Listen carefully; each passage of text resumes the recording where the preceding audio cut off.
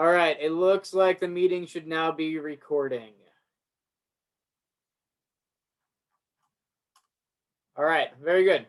So let's go ahead and open up our Revit. I'm going to go ahead and share my screen in just a second. But go ahead and open up that Revit 2021. And we're just going to get to the splash screen, the very beginning screen. And I will share my screen with you guys.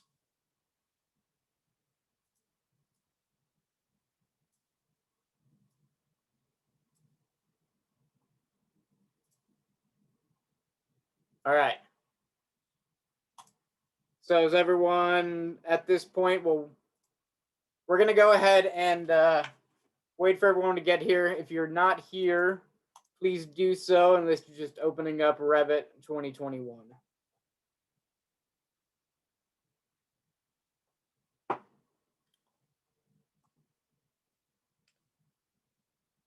All right. So let's go ahead and we're going to go and create a new model. So we're going to click new. And we're going to create a new project. And we're going to create it from the construction template that we created last week. So it might automatically browse to there. If it doesn't, please browse and go. Right now, it's just browsing back to the default templates that are within the Autodesk Revit templates. Go browse to wherever you saved your template from last week.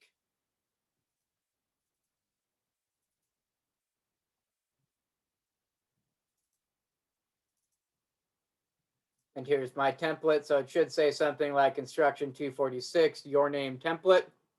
We're going to click open. And remember, we're creating a new project using this project template, right? So every week we're going to be opening a new project the same exact way. So, creating a new project the same way using the Revit template as our base. All right, so we're going to go ahead and click OK.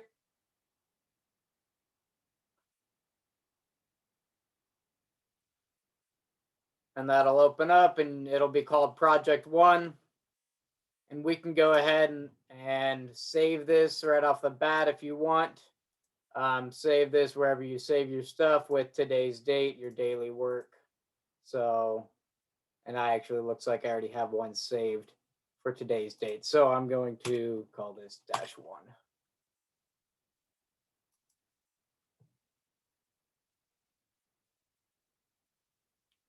All right. Has everyone got their project up, loaded? All right. So the next step we're going to do is we're just going to go and insert and click this load family button. Now, mine looks like this, but a lot of yours just show one folder that says structural something. I don't know. I can't remember what it says exactly. Someone can help me out.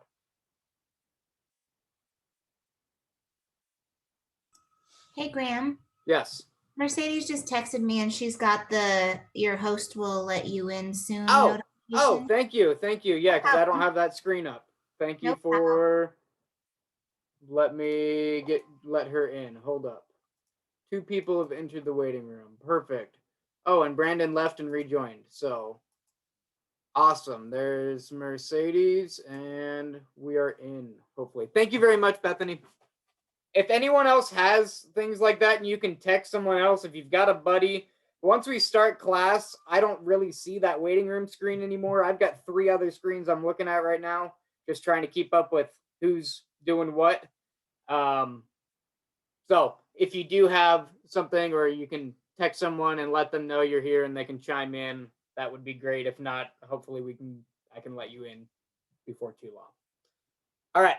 So we're going to go back to here to the load family. A lot of people, like I said, only have one folder in here, and it's structural something or other. So what I want to do first is I want you to click this drop down. And maybe if you use your keyboard, you can hit Windows, the Shift key, and the S key. And what that does is it takes a screenshot, and I don't know if you can see me. It might have frozen everything.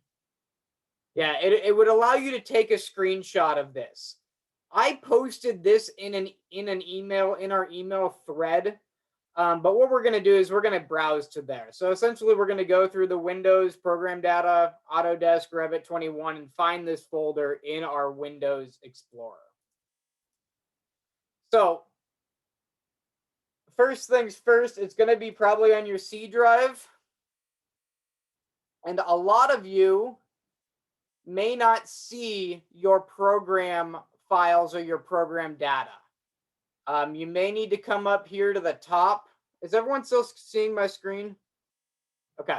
For some reason, my little window around it that showed that I was sharing disappeared. So you may need to go to View and click this button right here that says Hidden Items. That's for program data, and I believe, let's go back to here. So that's where that is. So you may already have, that may be a hidden field that you need to unhide. So again, we're going to go back. I'm just going to go back to my C drive. And if you click View, you may have a checkbox right here that says Hidden Items. So how many of you guys have found this and have unchecked this and can see your program data folder? How many of you are lost already? All right, we got one at least. Okay. So we're going to make sure that you go to the view, like I said, and uncheck or check the hidden items to be able to see this folder. So once you check that box, we'll find program data, click into there, Autodesk, RVT 2021, libraries, and it's right here, English Imperial. And then there's all of the files that I have in that library. So has everyone browsed to this location on their Windows Explorer? Yes. Okay. So now what I want to do is I still want to keep this up, okay, but I want to go to your email, to your Canvas email, and I'm going to actually see if I can just do this. I'm going to copy this address, and I'm going to paste this into, where is our chat? Let's see. Do we have a chat right here? Close caption. Where's my chat?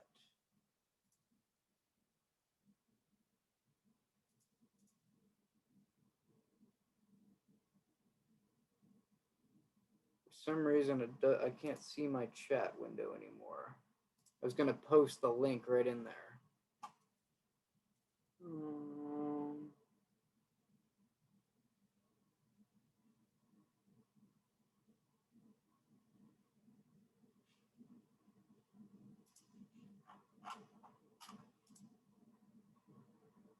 Okay, well, is everyone finding the link that I sent out to the Google Drive?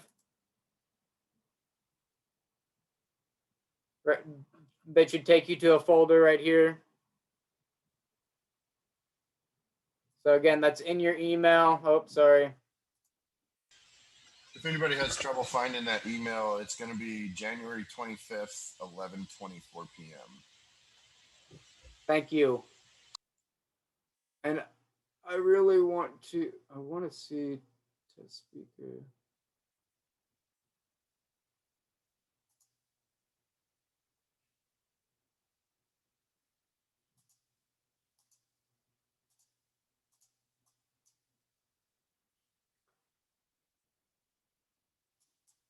Oh, here we go. Here's the chat. Okay, I just posted it in the chat, guys. If you couldn't find it, I don't know why it was hiding on me, but it was in a window hidden away. So there we go. I posted it in the chat. So that should take you here to a folder that I shared in my Google Drive. So when you're there, I want you to right click on that folder, and it should be the English Imperial. People you may have gotten in here and you've noticed that I shared a folder and it had 40 different files in there. I tried to share this one and it shared the folder, but it actually wants to have one more step back. So I put them all inside a folder right here called English Imperial. And if you click this, you can download that entire folder. So let's go ahead and download that folder and it'll zip it and download accordingly. Now it may take a minute to download. It's a decent size folder. There's a lot of families in there, and depending on your internet connection, it could take longer than others, right? So bear with it. I think you've got about a gig of stuff that you are downloading. So granted, all of this would have been downloaded and taken that long in your install originally if it installed right. So hopefully this fixes that. Is there anyone that's still not with me that's behind?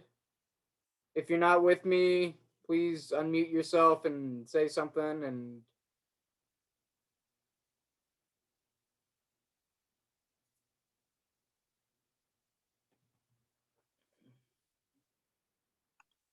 This is Money. I'm still downloading, so. okay.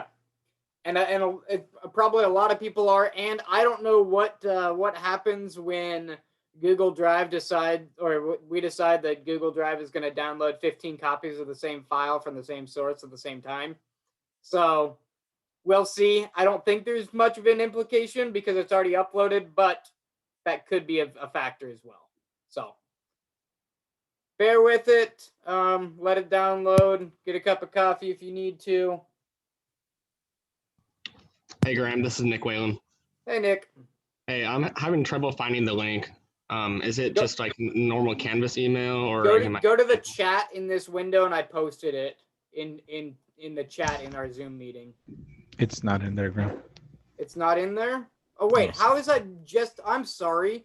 I just sent to Eric. How about that? Perfect. Sweet. Sorry guys.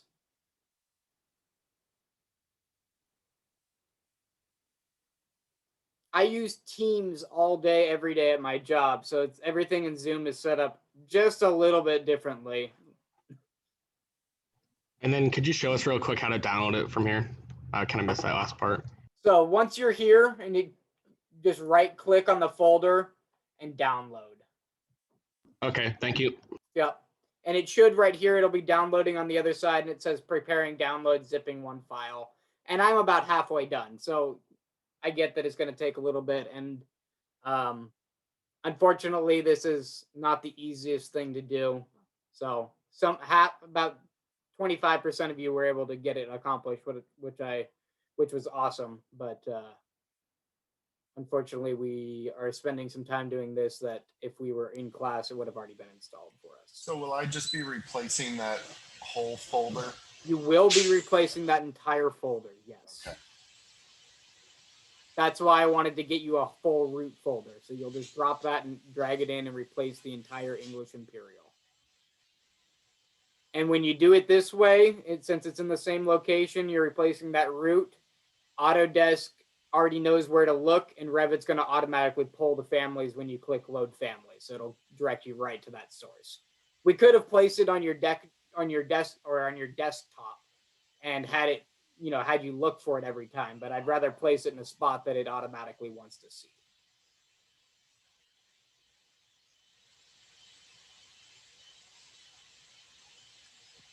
Hey, Graham, this is Brandon. Hey.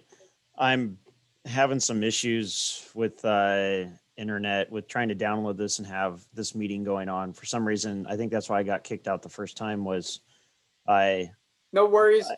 What we do tonight, okay, isn't dependent on getting these families in. I wanted to spend a little time to try to help the people that need to get them in.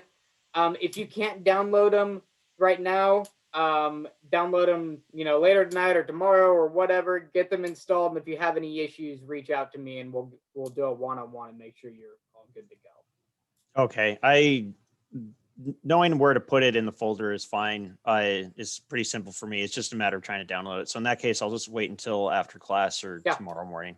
That's fine. Again, I want to, at the end of the last bit of class, you won't be able to grab all of the families that other people will have, but it's not the end of the world. You'll still get the concepts with all the walls and what we're doing tonight. So, Okay. Thank you. yep.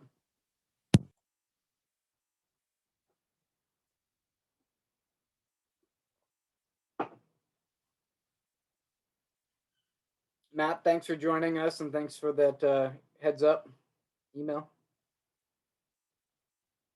If you guys are going to be late to class, not a big deal to me. I know that you guys have outside commitments and sometimes there's things that you need to make sure that you do. If you're going to be 10 minutes late to 15 minutes late to class, just shoot me an email, let me know so I'm not waiting on you to start the class. All right, how's the downloads going for people? It looks like I'm about 80%, 85%. Liz looks like it's downloaded. Sweet. Money still downloading. About 3/4 of the way there. Okay, cool. Right on. Looks like we're doing good then. So I don't think the us all downloading from the same spot is really affecting anything. So that's kind of cool. Because this takes about 5 minutes to download normally. So depending on good internet, obviously.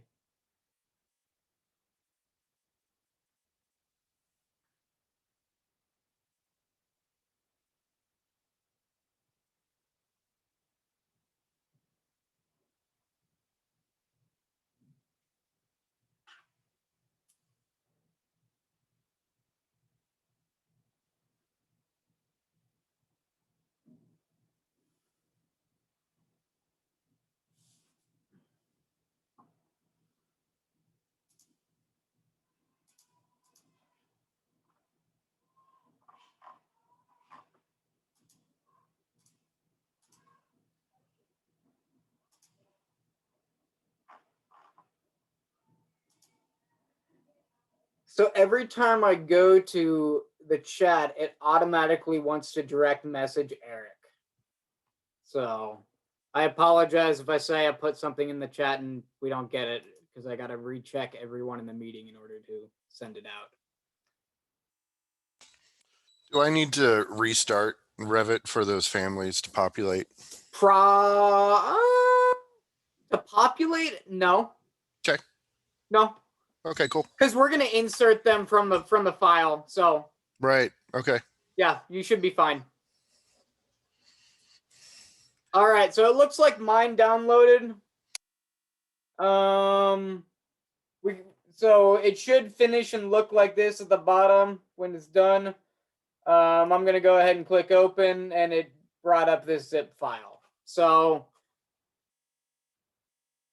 how many people are still waiting? I'm just looking. I don't want to. We got one. Okay. I still have like 20% left. So 20% left. Okay, cool. We'll give it 5 minutes. 3 minutes. Just chime in when you're done.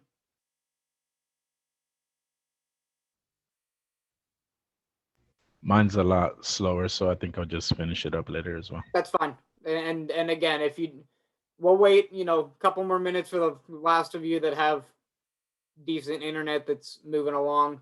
The rest can obviously go back and watch the beginning of this video later to do it again. Or it's pretty easy once you have it downloaded, just replace that file. So we'll give it 2 more minutes.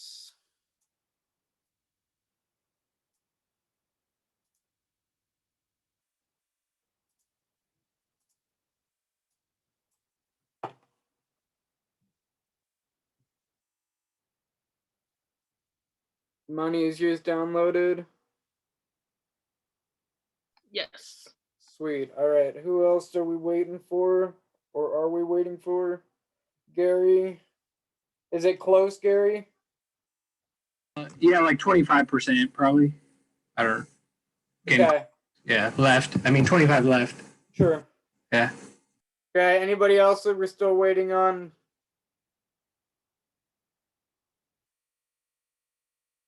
Okay. We'll give it another minute or so and then we'll put this in.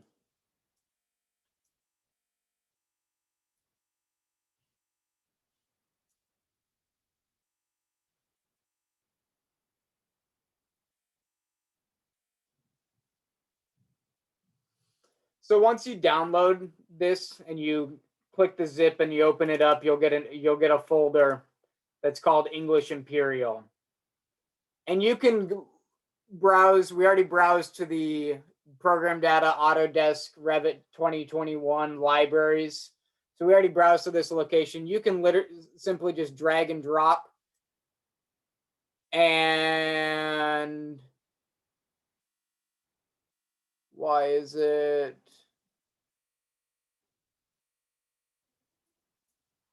You should just be able to drag and drop it into there. Open.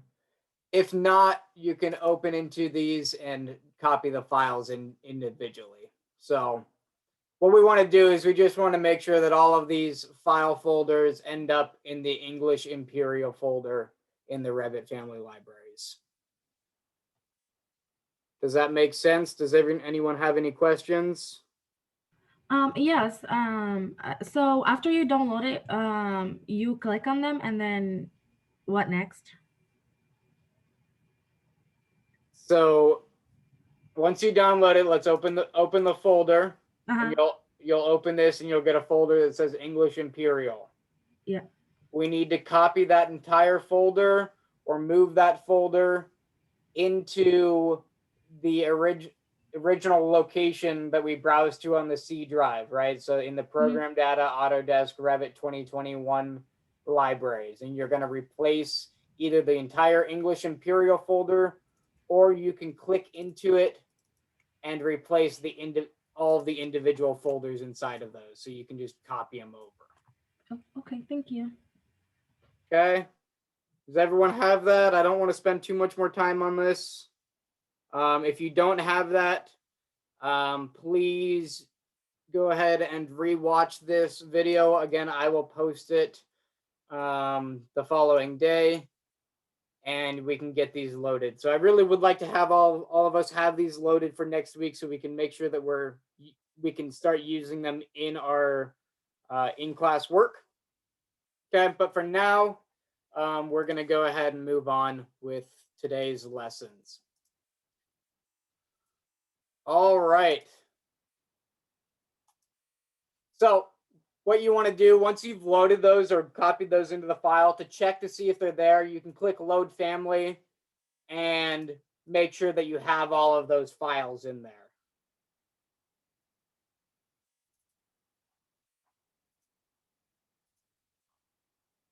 Okay.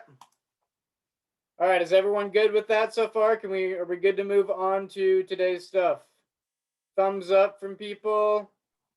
I'm good. I just need like a minute to. It's everything's porting over to the new thing, so I just need a second. Okay. Hey Graham, this is Michelle. When I did this earlier this week, when you sent out the link, I got a couple errors, and I was just gonna go with it until there was like a problem. Okay, yeah, that's great. It's probably an error on one or two families out of the 20,000 that are there. Probably that's what it seemed like. I just couldn't necessarily identify exactly what one it was. So. And you won't be able to unless you really get into the logs, and that's a whole okay. other, yeah. Cool. So, if that is the case, that something doesn't work, just pick a different family. There's multiple options for almost everything. So maybe you don't have the exact kitchen sink that you want, but you've got a good looking kitchen sink. Okay, cool. Hey Graham, this is Bethany. I have an unrelated question. Yes. So my ribbon at the top magically changed over the weekend. So did it do this? Yes, I don't like it. It's awful. So if your ribbon shrinks and you can't do anything with it, this little button will cycle through all of the ribbon options. Perfect. Thank you. Absolutely. Now, if anyone does have questions like that, I know that they may be unrelated or whatever. Please ask them, because if you have a ribbon and you can't see the browser and you don't know where you're going, it's very difficult for you to follow along, and it's very difficult for me if you can't see the options you're looking for, right? So, I mean, it helped me learn where things were a little better over the weekend, I well, that's guess. good, because you had to go into each one of these just to open up. Yeah, that would be annoying. It was quite annoying, but it's all And then good you've got to now. go into each one of these to find, yeah, they're all nested. Yeah, keep your ribbon open like this if possible. I don't work any other way, and I don't recommend working any other way. Hey, Graham, this is Adrian. Hey, Adrian. Sorry, really quick. This happened to me last class, but it didn't happen to me the first time. When I actually saved the daily work, on my files, it says like file error or status error. Is that normal? Does that happen a lot with the? I don't know what. No, it doesn't happen, and I don't know exactly what error it is. There's a lot of errors with Revit. So, Oh, okay. I'm not quite sure which one, and even if you did know which one, then we would probably spend about an hour researching and trying to figure out what exactly caused it. Okay, never Revit mind. has these things in it that I like to call Revitisms that we just can't explain. Things that it just does on its own and wants to do, and it does it sometimes and won't do it again for 6 months, and then it'll do it for 3 weeks straight. And you can't explain it, and you just got to go with it. Revit is weird sometimes. For the most part, it resets itself, but there are some little quirks that things get stuck and you can't make them change. So drawing conduit is one. Like every time I draw conduit, for the most part, all of my elbows show up, but every once in a while it'll just drop elbows off my conduit. It'll drop one line of 3 lines of the elbows off.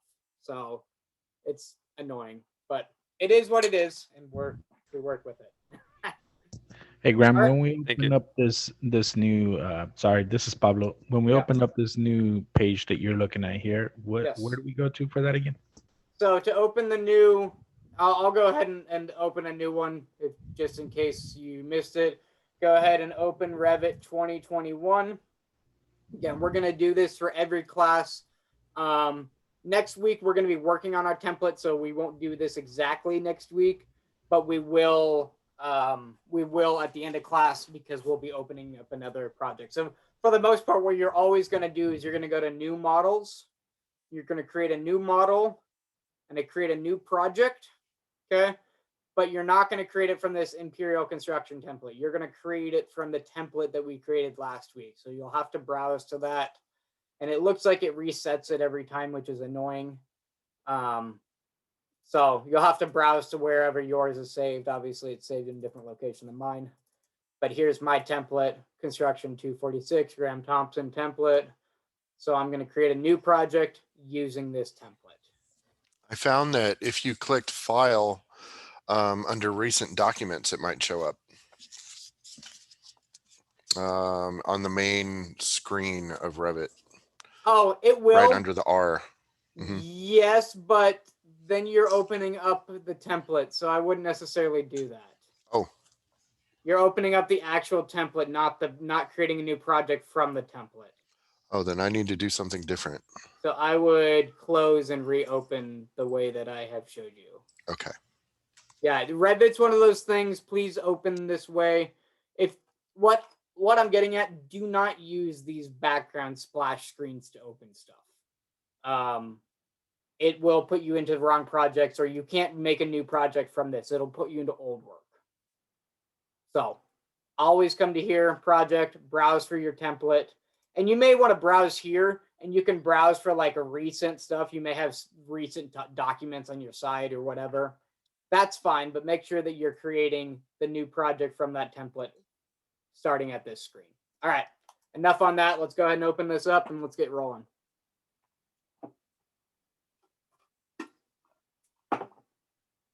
All right. Does that answer your question, Pablo? I hope it does. Yeah, I took care of it. Thank you. All right. Okay, so we're going to be learning some basic commands today. We have drawn some walls. We're still going to be drawing some walls and doors and stuff. We're going to be doing that every week. just get used to it. The better, quicker you get at it, the faster we move through it and more stuff we get to move on to. So we're going to be drawing some walls. We're going to be learning some cool tricks in the modified tab. And then, so we probably have about a half hour, 45 minutes of instruction. And then I'm going to break you guys up into breakout groups. And I have posted, if I go to if I go to log into Canvas and you log in, oh, I hate that it logs me out all the time. Even though I click stay sign in, it doesn't. I have posted under modules a PDF for today. So you'll see February 1st PDF, 2001-02, whatever. Yeah, I don't know. It looks like I dated it wrong, but whatever. It's in there for today's date, and it's a little PDF, and we'll be going through that later. So we'll be breaking up into breakout groups, and you will be duplicating what's on the PDF. All right, so a little preview of what's to come. Let's go ahead and get into the meat and potatoes of today. So what I want to learn today is I want to learn how to use our modifiers. So we learned how to draw walls, right? Where we can go up to architecture and we can draw a wall, and we'll draw a wall, and I can draw another wall. But we haven't really learned what to do with them once we've drawn something. Or if we've made a mistake, we've been able to change a few things with dimensions, but we're going to make it a little simpler and do some cool stuff. So I'm going to delete that. And now if everyone's with me, we can go ahead and follow along.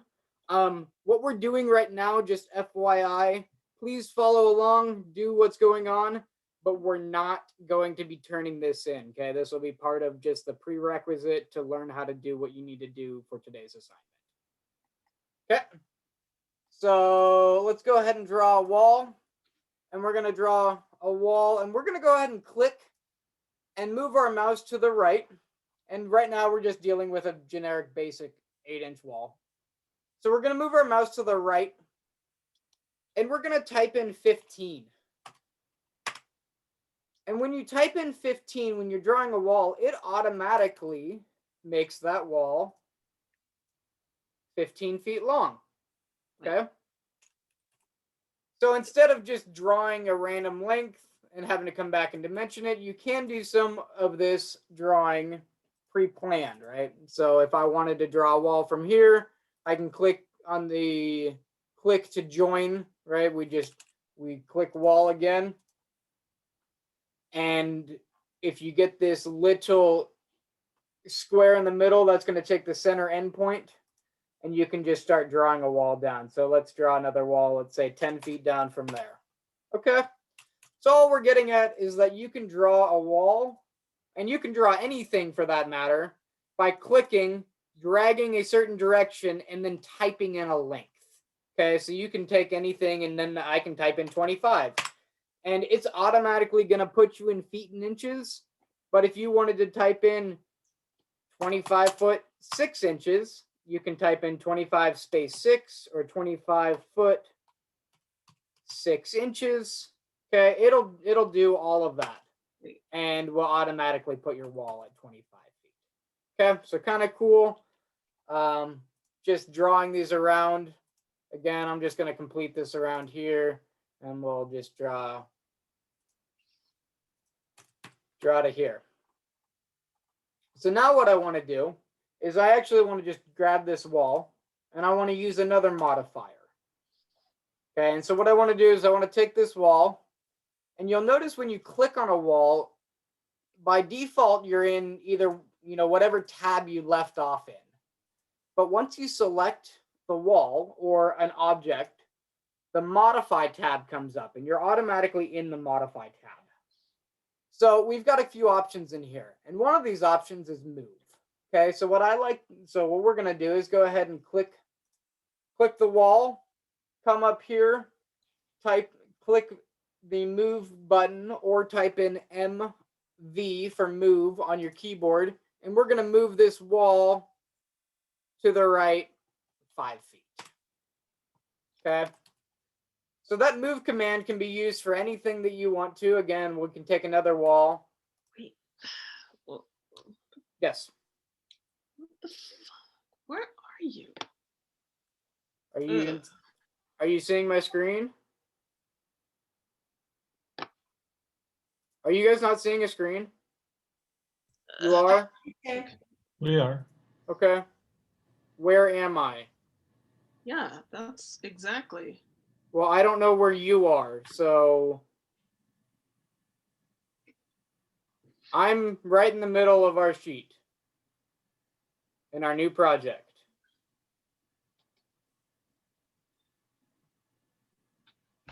Architecture. Where the hell is he?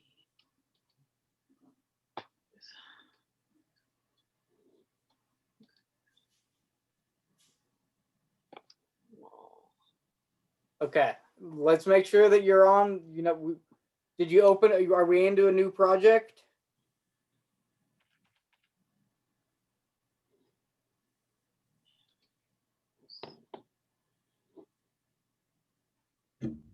Okay, these type of things. If there's something you're missing, please speak up sooner than later because now we're waiting. So I don't know where you're at. I'm right. If you opened up a brand new Revit in a new project from the template, I'm right at our beginning screen where we left off with our template. Is there anyone else that's having an issue with this?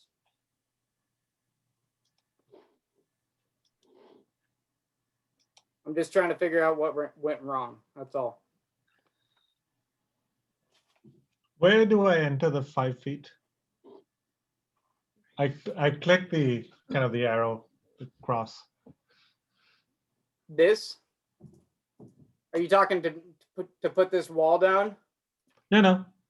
You displaced it 5 feet to the left, right? Oh, right here. So I clicked the move. Yeah. I click on the screen, drag my mouse to the left, and then just type 5 with my keyboard. Oh, okay. And then hit enter, and it'll automatically move.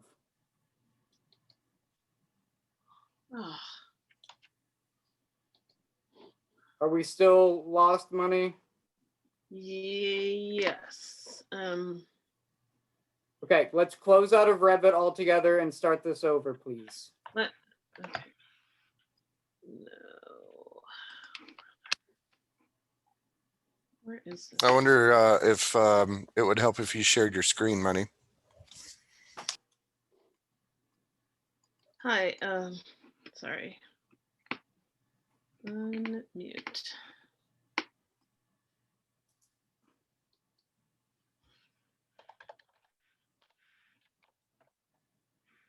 Wait a second. Having a little issue here. So I'm with you in the wall. I'm not that far behind. It's just that you have this tab called Modify Walls, and I can't seem to. You won't click on a wall. Yeah. And this doesn't come up? Yeah, it's there now. Okay. Okay. All right, can we move forward? Are we good? Okay. So what I want to do is I went ahead and I moved this wall over, and I moved it over 5 feet.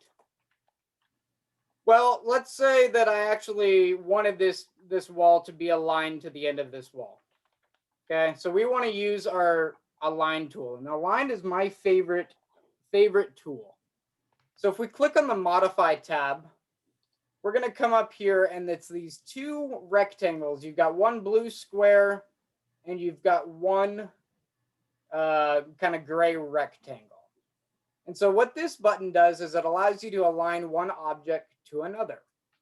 So when we click aligned, we align it. A lot of people get this backwards when they're first starting to use it.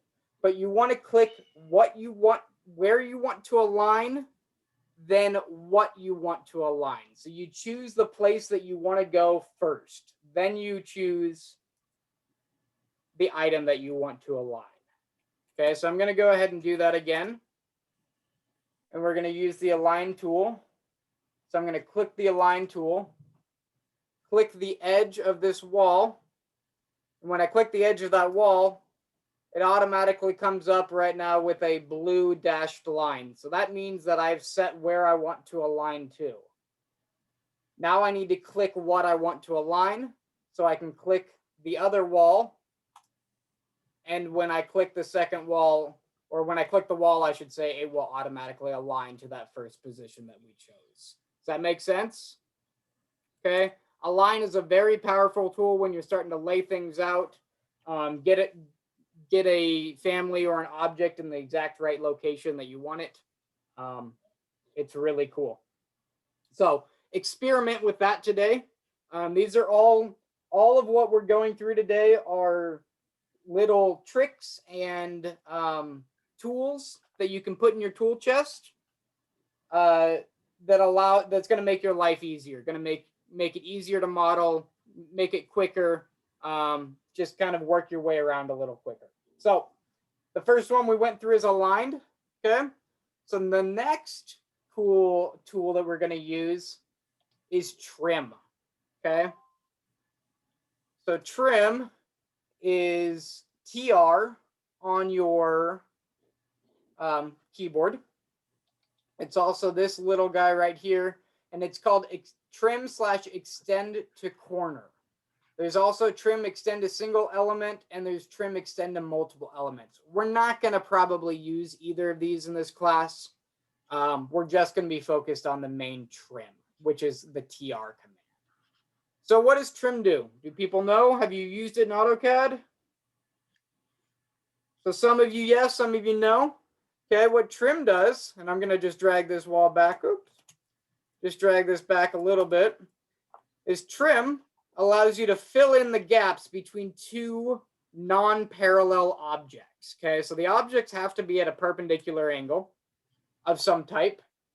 And we're going to use our trim to trim this wall to this wall and complete the house. Okay, or to complete that wall.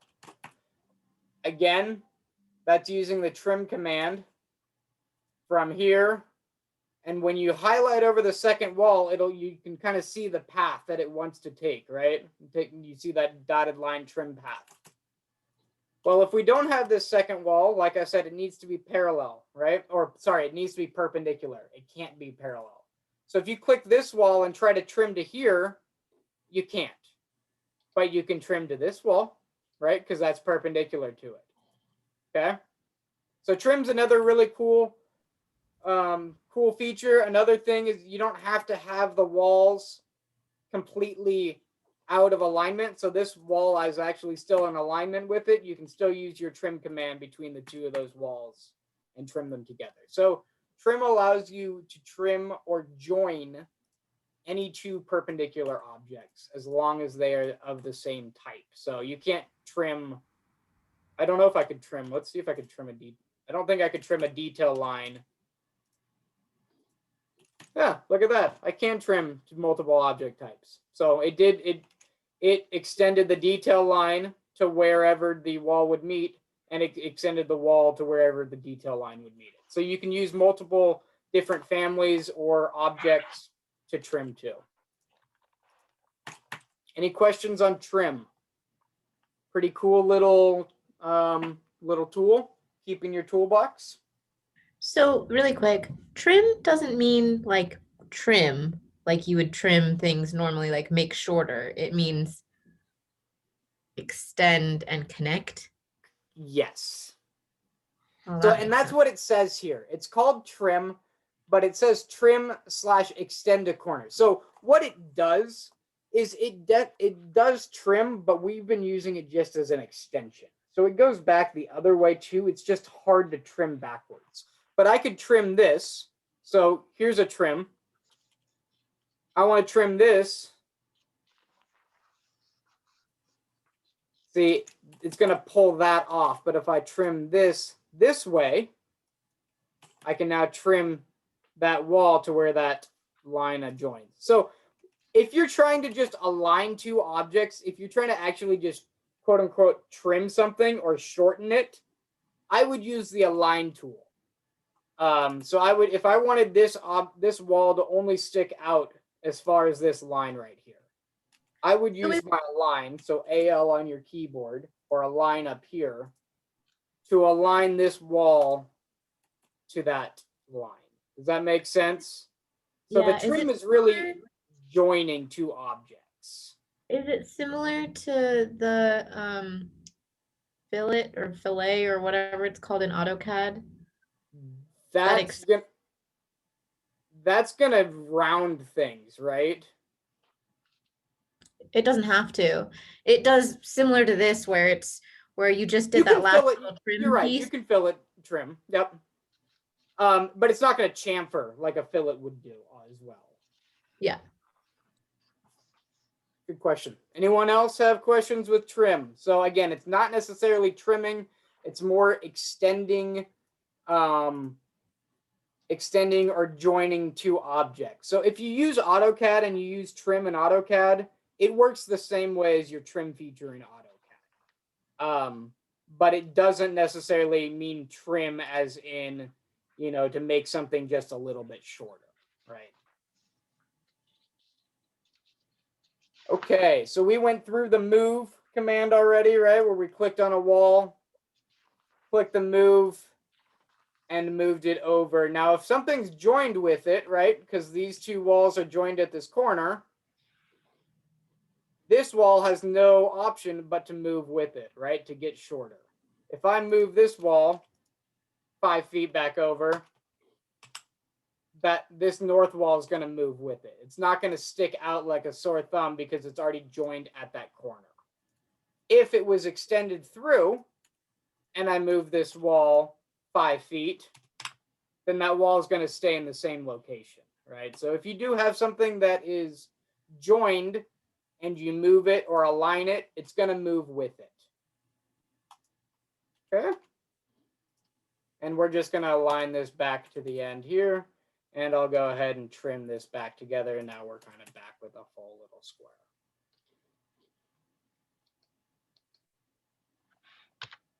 All right. So the next little thing we're going to do, and it looks like we'll get through this and we'll start our breakout groups around 7. Copy. So we got two more little modifiers. So say you wanted this wall and this wall you wanted to appear, you know, this exact length, and let's make this length 5 feet, make it nice and even. Say you wanted this exact length all over, and we wanted this wall, you know, 3 more times. Is it realistic? Probably not, but for this demo, we're going to just copy this wall down. Okay. Maybe you're building bathroom stalls. That would be realistic, right? So let's take this wall and we'll use the copy command. And it works the same way as the move command, except instead of moving the object, you're creating a second one while you move the object. Okay. So click the copy. It now asks you for a place that you want to start your displacement from. So you can click anywhere and drag in the direction, and it's going, and then you can type in, you know, 5 on your keyboard or whatever, and it's going to copy that wall 5 feet over. Okay. It will copy one item at a time. Okay. And if by default, it is set up to copy one item at a time. So I'll copy this wall, let's say 7 feet over. So, but when I hit enter, it ends that command. I'm out of that command at this point. I've copied one element and one element only. If I wanted to copy multiple elements,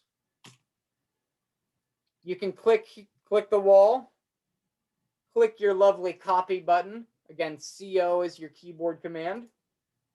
And we've got a checkbox up here that says multiple. If we click the multiple, now when we click the displacement, we'll move it 5 feet to the right.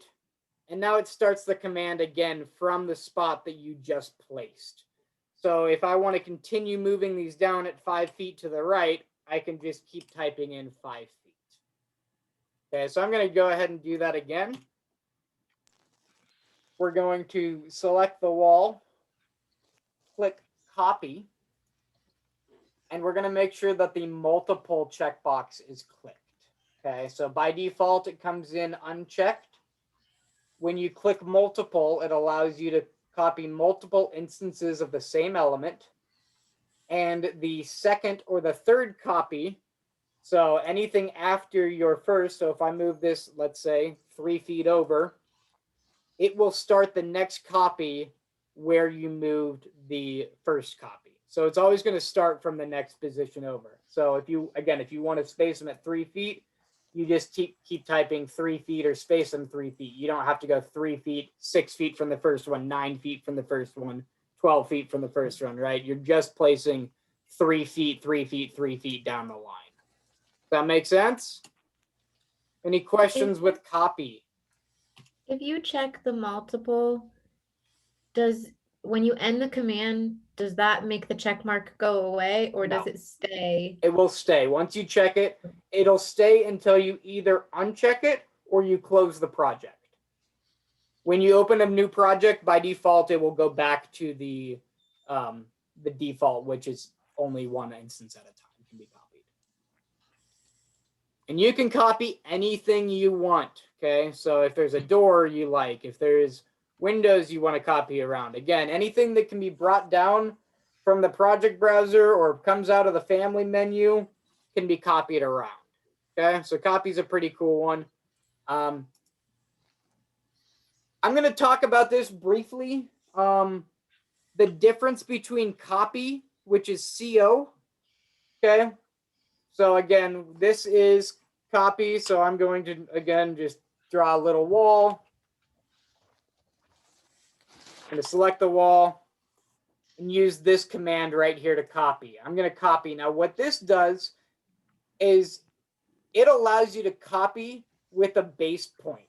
Okay, so in order to copy this, you have to select a point, and it's going to give you a dimension or some displacement, right? It's going to give you some measurement.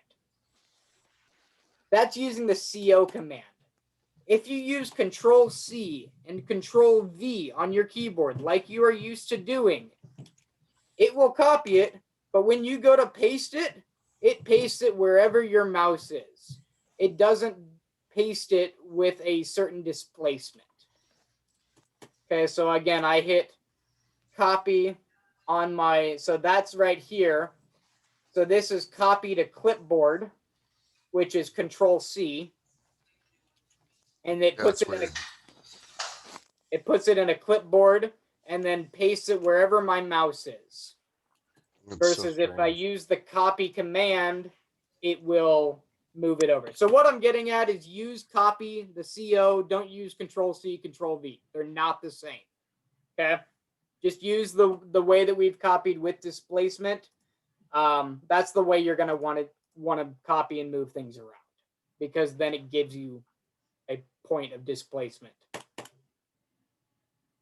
Any questions on that? We've got one more modifier that I want to go over. All right. So the last modifier, and I'm just going to use a previous modifier, which is move. So I'm just going to move this wall. Oh, it's adjoined. So I'm actually just going to drag it off and unjoin that wall. So now I've got a wall sitting in free space. Okay. Well, are all walls at 90-degree angles from each other? No. Okay. So I could draw a wall, at a particular angle. In the architecture tab, I could draw a wall, at whatever angle I wanted. I can also take a wall and I can rotate it. Okay. So the rotate command, which is right here on your keyboard or on your ribbon, RO on your keyboard, allows you to rotate an object as long as it's not connected. I don't think I can rotate. Yeah, I can try to rotate this, but it's going to give me an error, right? Because it's connected to other objects. So I'm just going to take an object that's stationary, not connected to anything, click rotate, and that brings up an arrow or brings up a cursor and a line that kind of shows me an angular rotation. So if I click anywhere and drag my mouse, then I start to see some type of an angle in there, right? If I type in that I want to rotate that wall 90 degrees, I can type in 90, hit enter, it'll rotate that 90 degrees. If I want to rotate that wall, if I want to rotate that wall 45 degrees, again, you click the rotate. Once you've clicked once, drag in the direction you want to rotate and either get the angle exactly right by very carefully moving your mouse or type in the desired angle. So this one, I want to move it 45 degrees. We'll rotate that at 45 degrees. And now I have a wall. Trim is kind of cool too. Again, I'm going to pull this back.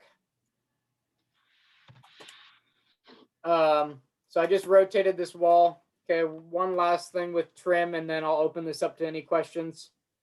So trim can be used not only with perpendicular, but like I said, anything that's non-parallel. So I can trim this wall into that wall as long as you follow the dotted line. So you can, if I highlight on this side, it's going to trim, it's just going to bring the wall right in. If I highlight on this side, it's going to get rid of the left-hand side of that wall. So you'll see that right there. And you'll see that right there. So you can trim angles into things. So kind of cool. Lots of little modifiers that you can start to play with and get yourself familiarized with. Yeah, I'm going to go ahead and open it up to questions before we get into our breakout groups. Graham, I have a question. Yes, sir. On the rotate, I've noticed that it rotates from the center point of the wall. Correct. What if you wanted to rotate from the end point? That's a great question. Thank you very much for bringing this up. So we are going to just put a wall back here real quick. Okay. And I'm going to click it and I'm going to go select it, right? And now the modifier tab comes up and I click the rotate. Well, by default, like you said, it chooses the center. Okay. You'll also notice there's a node right there, right? If you click that node, you can drag that. And now I'm rotating from the end point. Okay. So again, we're going to click rotate. There's a node that comes up. By default, it'll rotate from the center. But if I want to rotate that from the end, I can click this. And if you hover over things, that's the one thing I love about Revit. If you hover over anything, it'll tell you what it does. So this says drag or click to move center of rotation to a new position. So I can click this, drag it down here, and now my center of rotation is at a new position, right? The other way, real quick for you, Mike, if you click rotate, by default, okay, like you said, it comes up with the center. You can click this node and drag it. You can also click place center of rotation and then just go straight up pick and place. So you're not dealing with dragging that node around. Would you repeat that again? Yes. So if you click the rotate command and you want to place this node at a corner or somewhere else and you don't want to just drag it, you can come up here to click center of rotation, and right now it's grayed by default, right? Because it's going to the center. But if you click place and you hover, now it's going to give you a new rotation. So I can even rotate that based off of a different part of the building, right? I don't have to be on the same object even. So I can rotate that 90 off of this base point.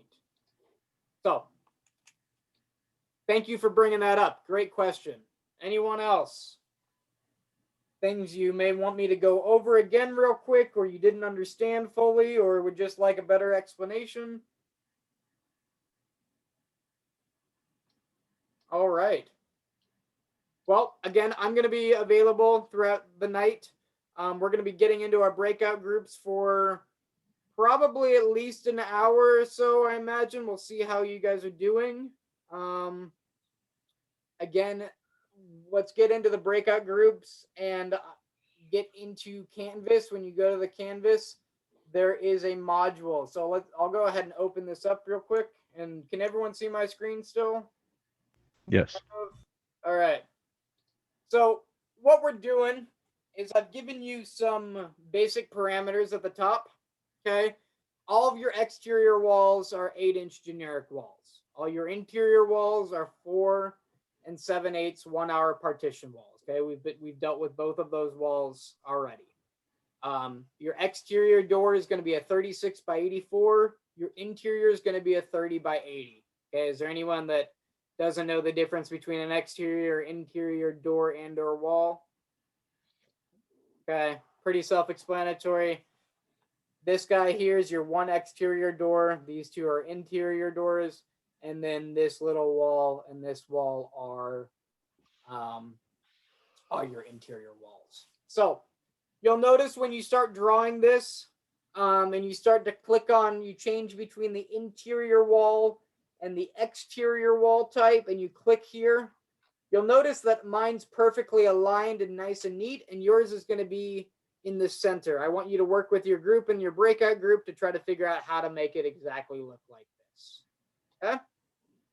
If you've got questions, again, this is my first time with a breakout group. I'm not sure exactly how they work with raising hands or whatever, but I'll try to be going around and getting to everyone and going through this. So the goal is to basically draw this same The exact. goal is to identically draw this, okay?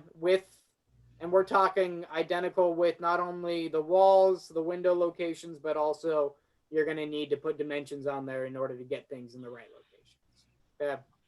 So the goal is to get this built exactly like it's shown without me walking you through it step by step. If you have questions, again, I will be around. Please go ahead and work with your team members in your breakout groups to help answer and ask those questions first. Again, there's 28 of you and 1 of me. Yeah, so let's get on this. So ultimately, we're going to build this on your level 1 view, put this, crop it down, put it onto your title block. Okay, and when we're at the end, I'll kind of get into this. I've got this file already saved, so when we're ready to go, we'll go through this and kind of make it presentable, maybe add a few things, and yeah, we'll finish out the night. Any questions before we break? Mercedes, I see your hand. Yeah, so the breakout rooms are really just for questions, but we should each be doing our own Yes, Revit everyone's going to file. be doing their own. Yes, and you ask questions between, other people if you're stuck. But again, it's an individual assignment. Everyone will be turning in their own at the end of class, same as we're going to do every week. Is you're going to have your own thing to turn in. Okay. And do we question. begin from the template from last week? Huh? Do we begin from the template that we made Yes. last week? Yep. You can begin. You can begin from this project right here. You can go ahead and just take everything you have on here and delete it. And again, that was just a scratch, and we were just working through it to try to get the concepts right. What you turn in, so I'll just delete that. Just do your work on the project that we just built and opened. Quick question, Graham. Breakout you got groups, is here. there a list of team members? I'm going to just do a random assignment to them. Okay. And we'll go from there. So hopefully it'll help you to get to meet new people in your class. If you don't know everyone, I mean, it sounds like some people know each other, but there's always some new faces around. So, all right. So I'm going to create. We're going to create 6 breakout rooms, which puts 4 to 5 people in a room. And I'm going to let it automatically assign. And all rooms have been opened.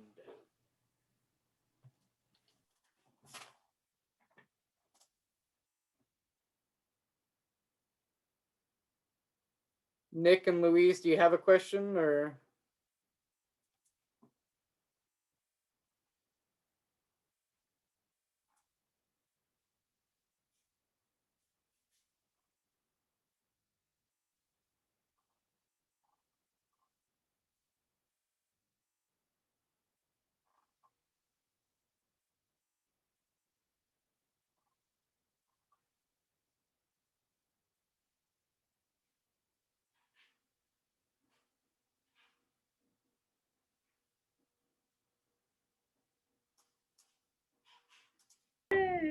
Hi, I do a Graham. speed read because he's Hey, hidden. room one. What are you he's guys hidden doing? Hi.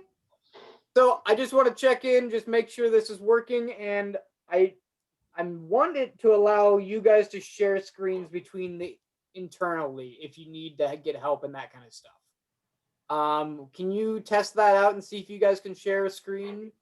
Host disabled participant screen sharing is what it Let says. me go and let me see if I can enable that. I'm gonna leave the room and I'll be back. Leave breakout room.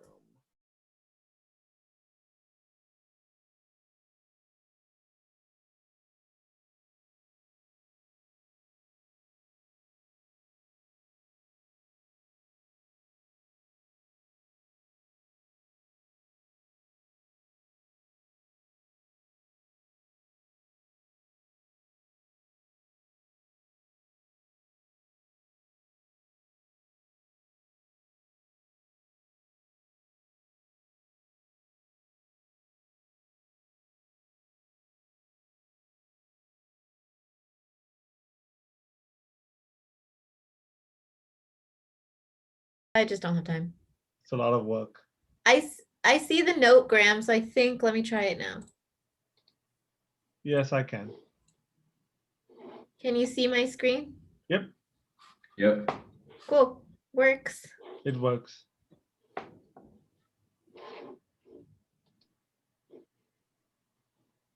You're muted. You're muted. Sorry about that.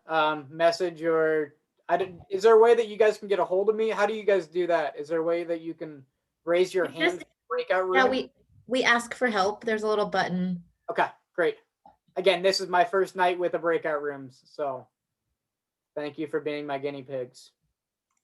This is pretty cool. I've never used breakout rooms. Oh, by the way, Dylan, breakout rooms was added to Teams this morning.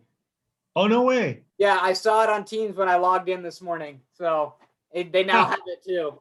So They're kind of in a foot race with Zoom, right? they are. They are indeed. So, all right. Thanks, guys.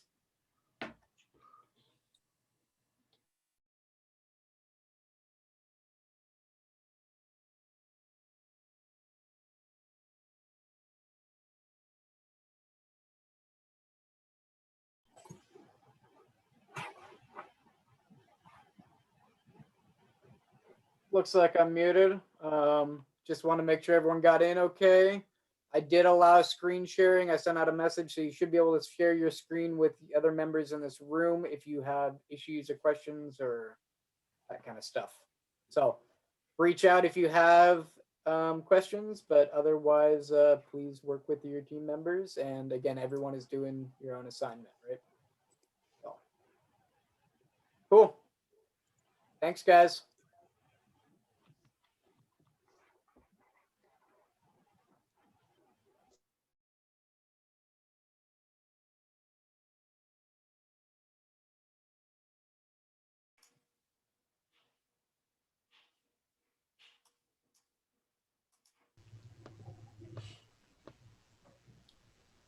Hello. Hi. Is everyone able to get in here all right? Yeah. Cool. Yeah. One of these members was asking about sharing their screen if they had any questions, but like with the group within the breakout room, but Yep. it's disabled. It should be enabled now. Try it. I should have enabled it for everybody. I'll try it. I Okay. sent a message out saying I've enabled screen sharing, so you should be able to share.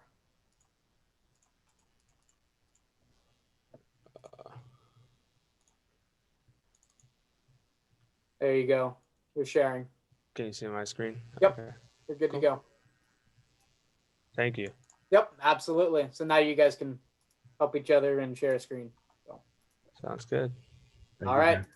Thanks. Chime in if you guys have questions. Did someone else say something, Brandon? Or No, thank you. okay, cool. Right on. Thanks, guys. Appreciate it.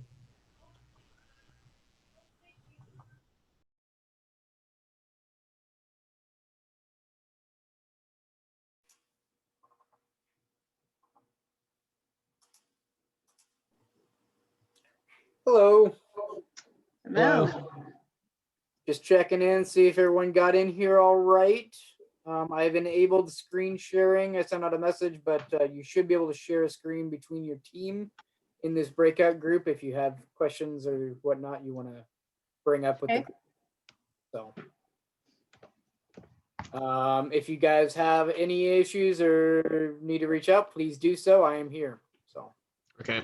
hit your ask a question button and I will be right there. So thanks. Thank you. Thank you. Okay, I've got all my exterior walls. Everybody way ahead of me.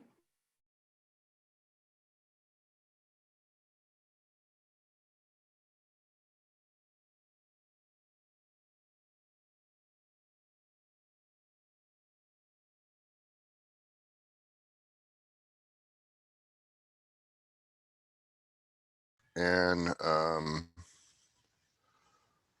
You should have the interior wall. I don't see interior on here. I see curtain wall, basic wall. Hey everyone. So the basic. There it is. Okay, down at the bottom. I appreciate that. So I've enabled screen sharing, so you guys should be able to share screens within your group if you're stuck at a certain spot. Please reach out, hit your ask a question button if you've got anything, and I will be here. Alrighty. Thanks, guys.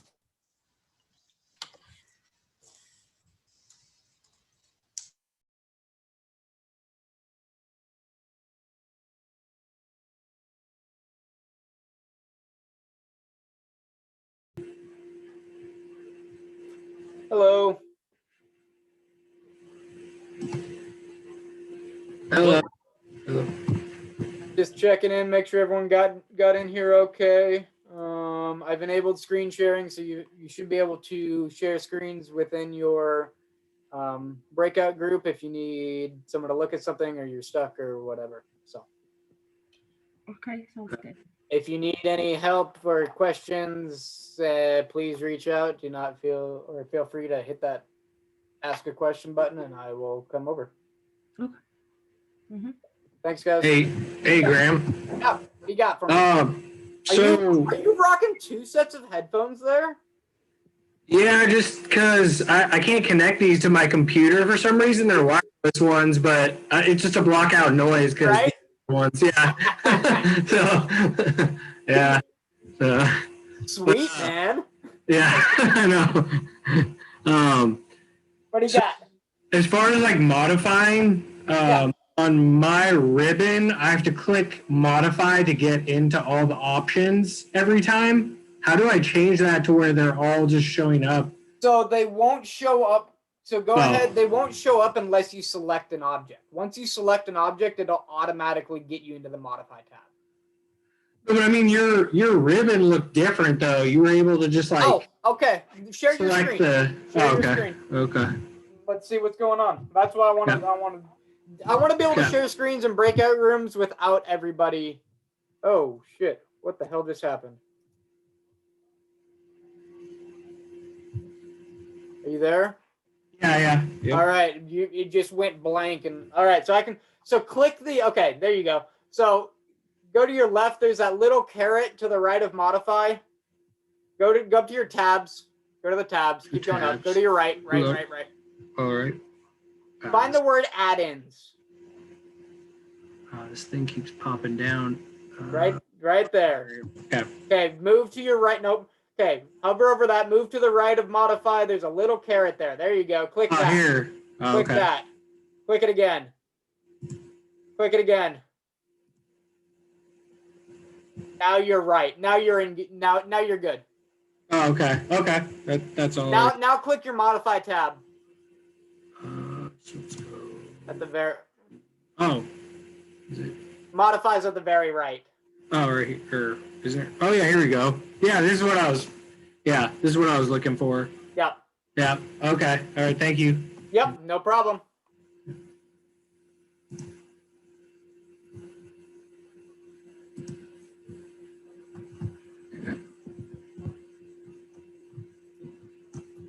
Now, question, do you guys have any idea how it records breakout rooms? Does it record the room that I'm in for the meeting and then switch between. Does anyone have any idea with other classes? No, I don't think that you're able to do it. Does it record the breakout rooms? It says it says it's recording right now for me, so I don't know. That's why I was just wondering if anyone knew. In my screen it says recording too. I think it does. I think it does. So I think it'll just bounce between Yeah. the breakout rooms that I bounce to. So it'll probably just follow Maybe, me around. All right. Thank you. Reach out with any questions. Thank you. Okay.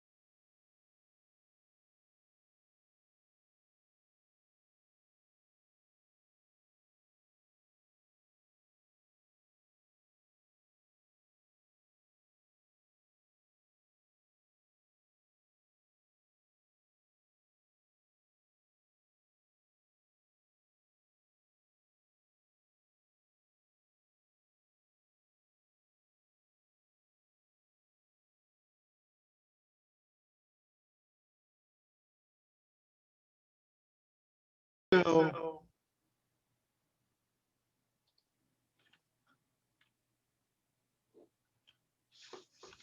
tab Uh-huh. and see how it went from the center to the outside. Uh-huh. Click, click, click, click. Yeah, moved it the wrong way. Oh, okay. First order.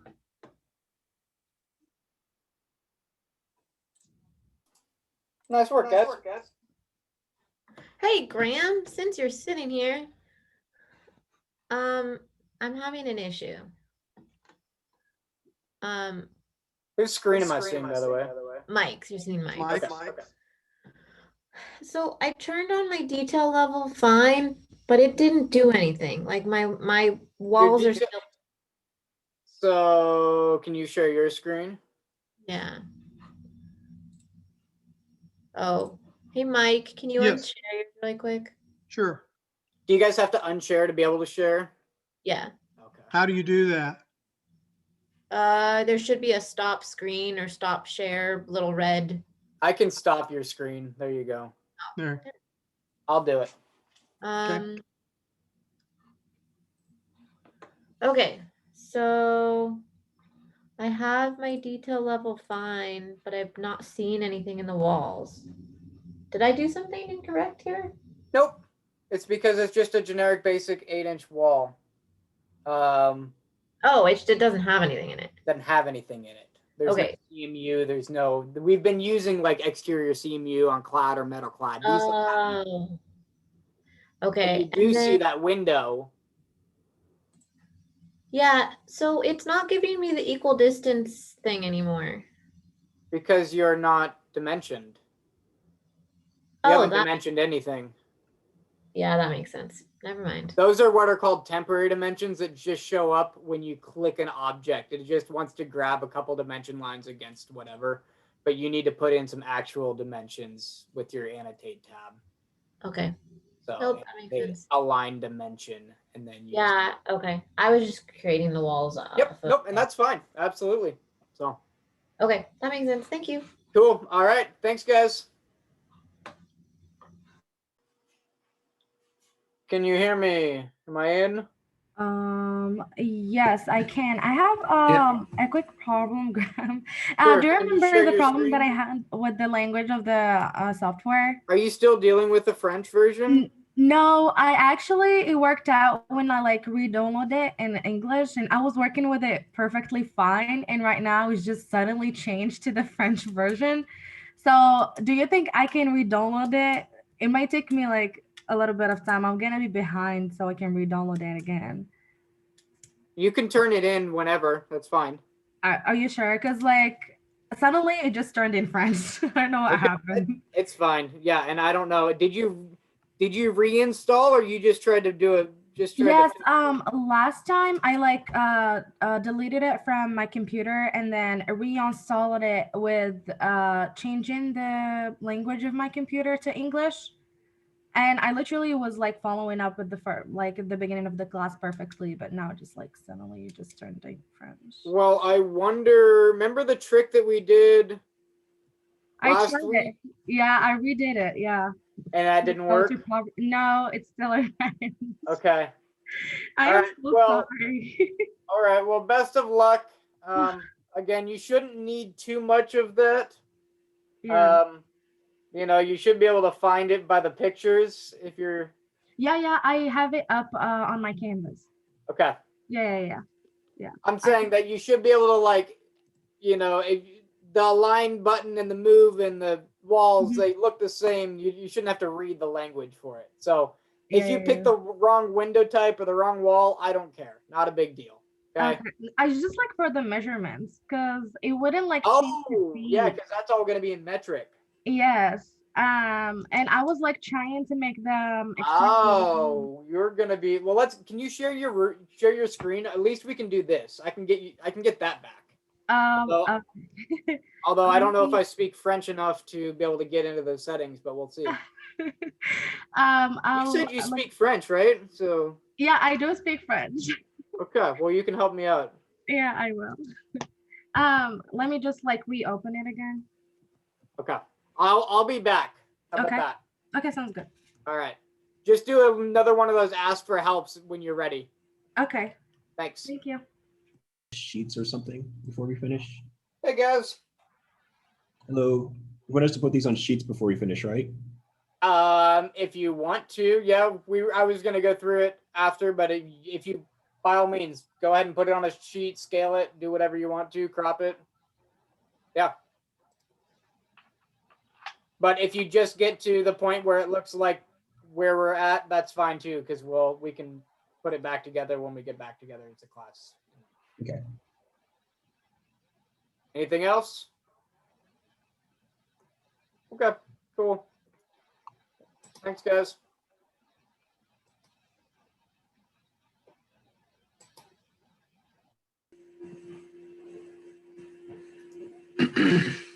All right, I'm back. I will share my screen. Just 1 second. Okay.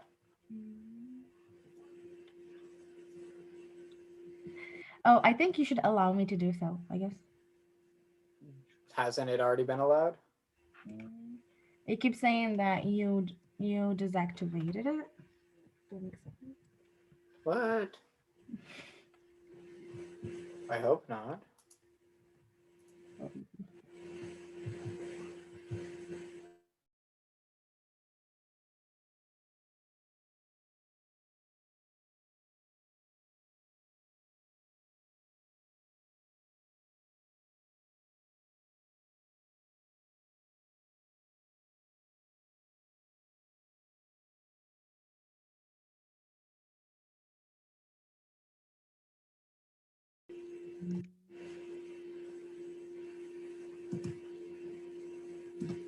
I just checked. You should be good to share your screen. So I don't know. It doesn't allow me.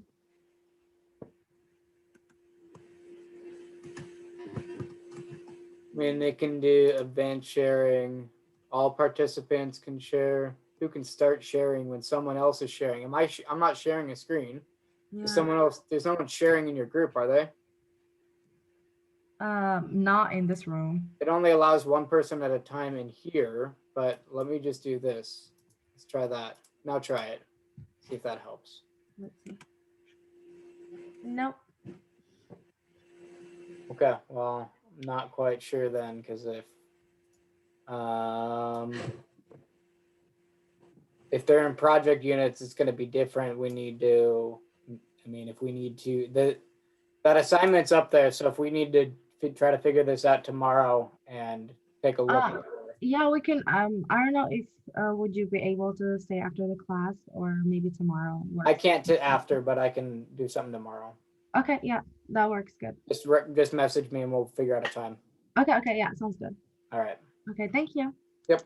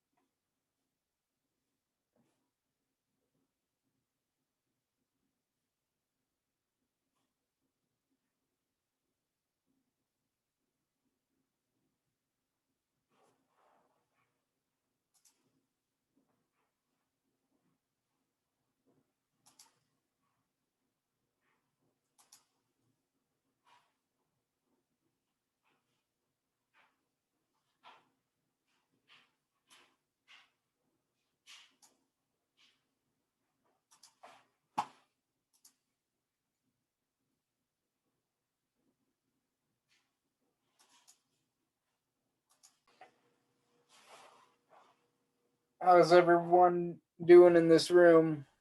We figured out your wall problem. Nice. Right on. It was a lot of testing, fail and error. There you go. Hey, but good deal. Trial and error is a lot of half this program. If it didn't do it what you wanted the first time, try it again. You guys doing good though? Overall? I think so, yeah. I think also. Cool. Right on.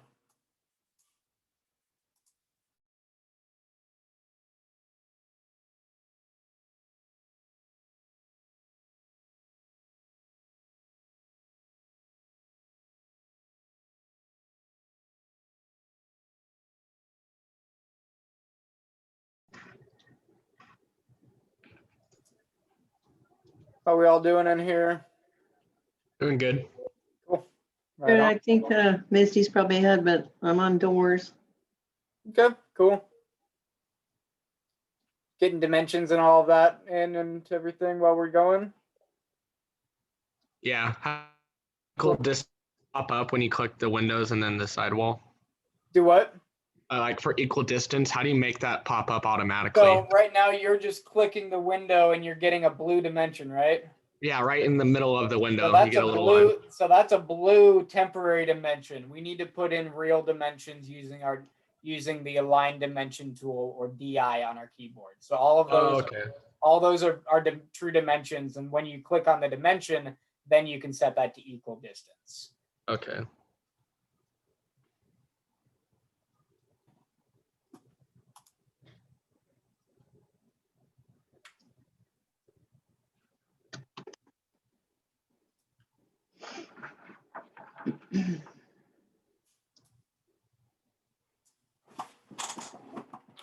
All right. If you guys got any questions, hit that button.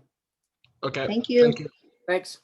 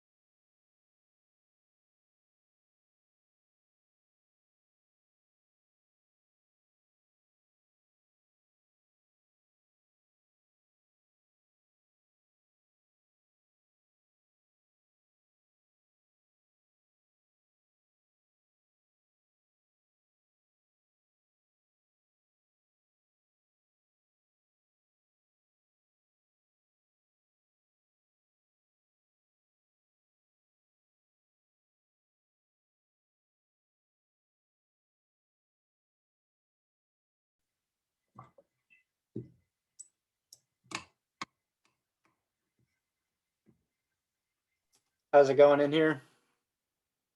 It's going. Going? Sweet. Yeah. Just remember one thing real quick. This has been brought up a couple times, so I just want to address it. The dimensions that you see on the outside of the sheet, right, that go around the building, those are actual dimensions from the using align dimension from the annotate tab, not just the temporary dimension, the blue dimensions that come in when you're placing an object. Perfect. People are asking about how to turn them black and equals, and those temporary dimensions are only active while you're using that window or whatnot. So you actually need to annotate and dimension the other objects in order to make them stay. And that allows you to use the equals function as well. Perfect. And did you say you want us to put this on a sheet, or were you going to go over that? You can, if you want to go ahead and do it on a sheet and you're ready to go, by all means do it. We are going to go over it again just to. Do you care what we call it or any of the details of that? I don't care. As long as you turn in something today with what matches the drawing, right? Cool. I'm not too particular about exact namings. So. I've got a crazy question. How do you delete what something? do you got? How do you delete something like a window? Click it and use the delete button that's under the insert button. So like on your keyboard, there's 6 buttons, not the backspace, but the delete. I'm so used to right clicking on something. Nah, I know, right? Yeah, no, okay. just click it, select what you want. You can use control to select multiple objects, right? Okay. And then you can use the delete button on the not the backspace, but the actual delete key. Okay, thanks. Absolutely. Cool. Seth, you good? All right. Yeah, I'm good.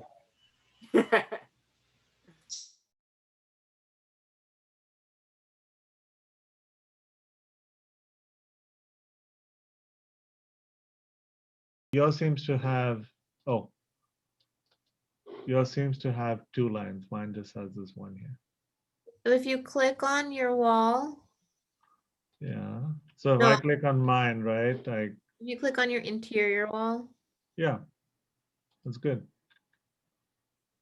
You see Oh, that? I bet it's just because I have my detail on. Yeah, I have my detail on fine, so I can. Okay. I think Graham is here, so you can ask him. I'll stop sharing. Oh, hey, I'm having issues.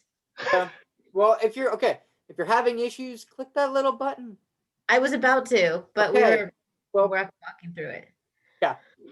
So I'm trying to get these to align here, and Share your screen, please. Oh, sorry. I know, right? I get halfway through what I'm doing. It's like, oh, can you share that? Okay, so I'm trying to get these to align. So let's first off, let's go ahead and for this set you back to course, just because it's going to be easier to pick the edges. Okay. Maybe that's why I was having issues. Probably. So basically tab was just giving me this like dinging noise every time I pressed it, and it wouldn't actually do anything. Okay, so let's go ahead and click align. Hit tab and hover over the edge of the wall that you want to align to. Right? Hit tab. There you go. Click now. So now go hit that. No, go up to the next wall. Wait, it went away. Because you're already aligning to it. Go click tab now and go to the edge of that wall. Now click. Oh, okay. Sorry. I thought okay. You're good. Hit escape. You were right. It did disappear on us. I thought the command was still going. So go ahead and hit tab. Yep. Tab. Click it. There you go. I see. Same thing with all the rest of them.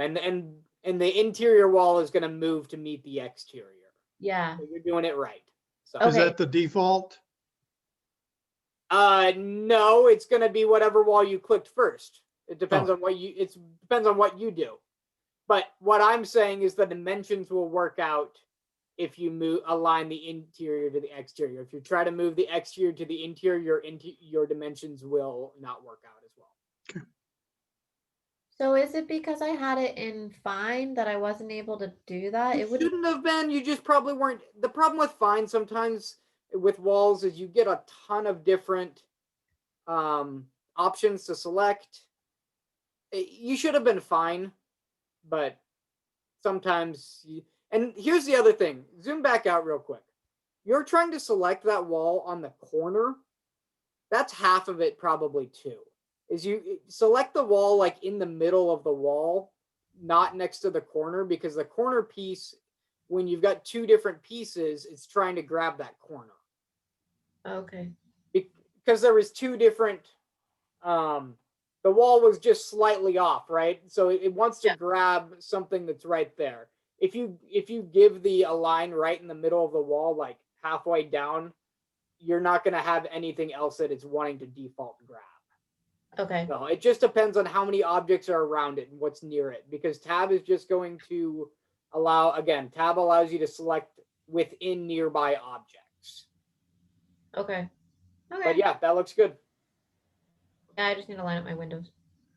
Well, but you dimensioned them, so now you can just click them and click the equals button, right? And they'll move on their own. Yeah. Yeah. Oh, cool. Good stuff, guys. Any questions? Cool. Make sure that you are using those actual dimensions like you were showing there. I've got a couple of people that have been asked about, hey, how do I turn my dimension black? Because I'm just getting this blue one. And we need to make sure that we use the align dimensions from the annotate tab to actually annotate those dimensions. The little blue ones only come up when you click an object and they're just temporary and want to be there only when you select the family. Cool. All right. Let me know when are you guys thinking you're getting close? I've got no idea where people are really at. So I've kind of seen a few screens, but Yeah, I have to finish my windows and then I just need to make sure my doors are exactly in the right spot and then I'm basically okay, cool. Right on. So On Windows. cool. Right on. I'm thinking we'll be around 8:30. So 8:20 maybe. So all right, thanks guys. What do you want us to do for when we finish if the rest of the group isn't done? Do you want us to leave the breakout room and go back to the main room? You can. I don't know exactly how that works because I'm just jumping between. But you can go back to the main room.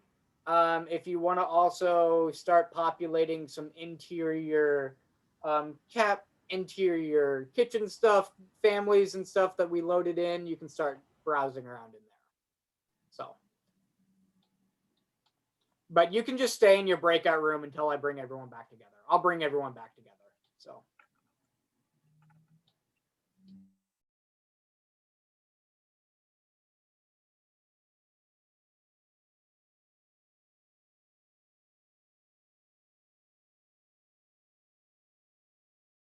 Where it's the little six, yeah, click on that, type in 7.6 space 6. Yeah, there you go.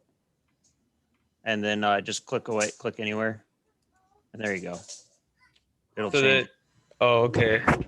But then what I'm wondering is right here, I got like on the, it looks like it's got more space here than it does on his plans. Oh, so for that one, you should have done the left wall, the window, the door, the window, and then the other wall. So you're good right there. This is Graham jumping in. Go ahead and click those three equals, that equals dimension. Go up to the top and click edit witness line. Up to your right, it's a second green to the right. There you go. Click that. Yep. Edit witness line. Go click the door. Now it'll add another dimension spot. So now go ahead and click off anywhere you want. And now click that equals button. Oh, you've got other things constrained. You might have something set on the, looks like you did you copy the windows from the other side or something? No, I just kept going back to architecture and adding them. Yeah, something's constraining them. Should I just delete them? You could delete them and then just put them back in. Everything should be 5 feet apart. So.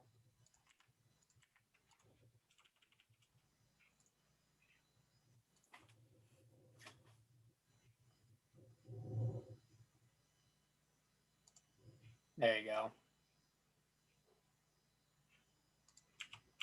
then I'd throw a dimension in there and call it good. All right. Has anyone else got any questions here? I'm just jumping in. Yeah, how do you grab the title block again and drag it so you can? So you need to create. We'll go over that. If you don't have that, that's fine. Oh, okay. We'll get back there. Are you done with pretty much everything but that? I am, and then the only thing is I don't have a partition or an interior wall because of the system families or So family. go ahead, but it's still, you put in interior walls, just not with the same wall type.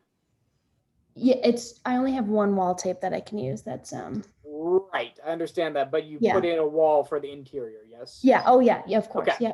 As And long as you just didn't skip it because we didn't have an interior wall. Oh no, I did everything Cool. just to this wall. Yeah.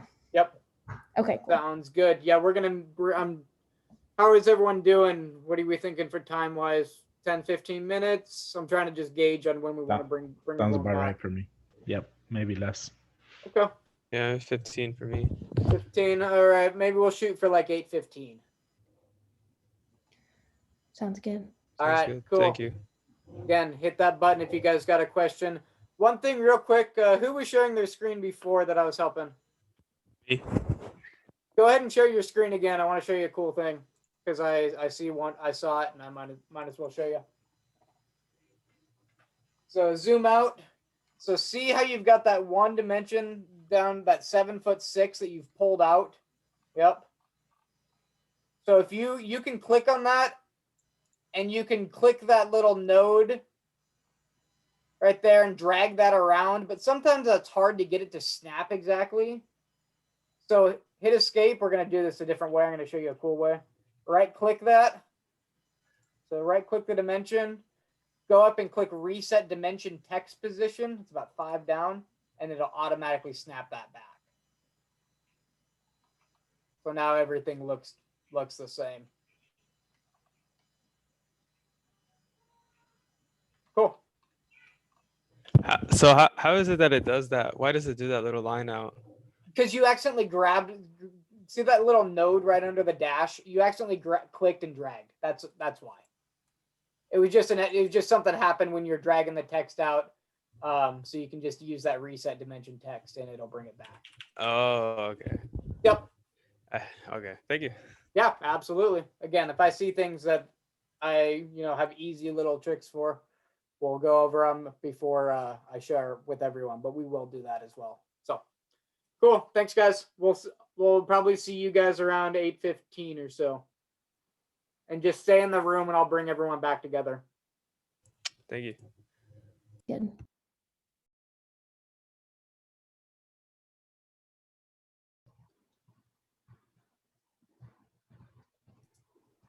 How are we doing in this room? Still good. Not bad.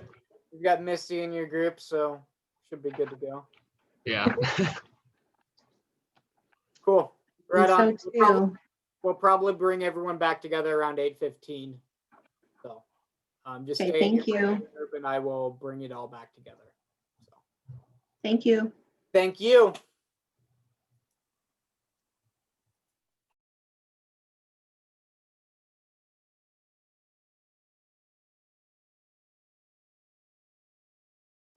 Hey everyone. How are we doing in this room? Good. I was hoping you could remind me how to crop the view. I absolutely can. You want to share your screen? Absolutely. Just as a heads up, we're going to be around 8:15 is kind of the consensus when most people should be finished-ish, somewhere in there. Hopefully most of you guys are on your way. But we'll probably get back together in 20 minutes or so. So for the next half. All right, so zoom out real quick. So you're really, really close and you click the crop view button, but you didn't click the crop region visible button. And now when you zoom out, now you've got a box around it that you can now. So it was cropping the view, but since it was set to the outside, it wasn't cropping anything tighter. Perfect. Thank you so much. You're welcome. Cool. That looks good. Zoom in. Oh. You're good. You're good. I just like looking at people's stuff. So, Cool. Right on. Well, we'll probably get together. I'll bring everyone back around 8:15. Okay. So, all right. Thanks, guys. Any other questions while I'm here before I take off? All right. Cool.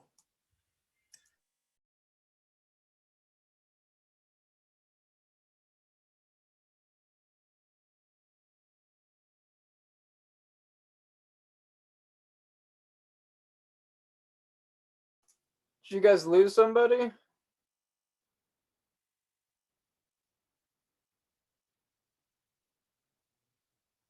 Thought there was 4, and now there's 3. I don't know. Yeah, I guess Gita maybe went to a different room or disconnected or something. I don't know. I think he disconnected. I don't know. How's everyone doing here? Does anyone question? Yeah, I do, Graham. Sure. Let's share your screen and take a look. Okay.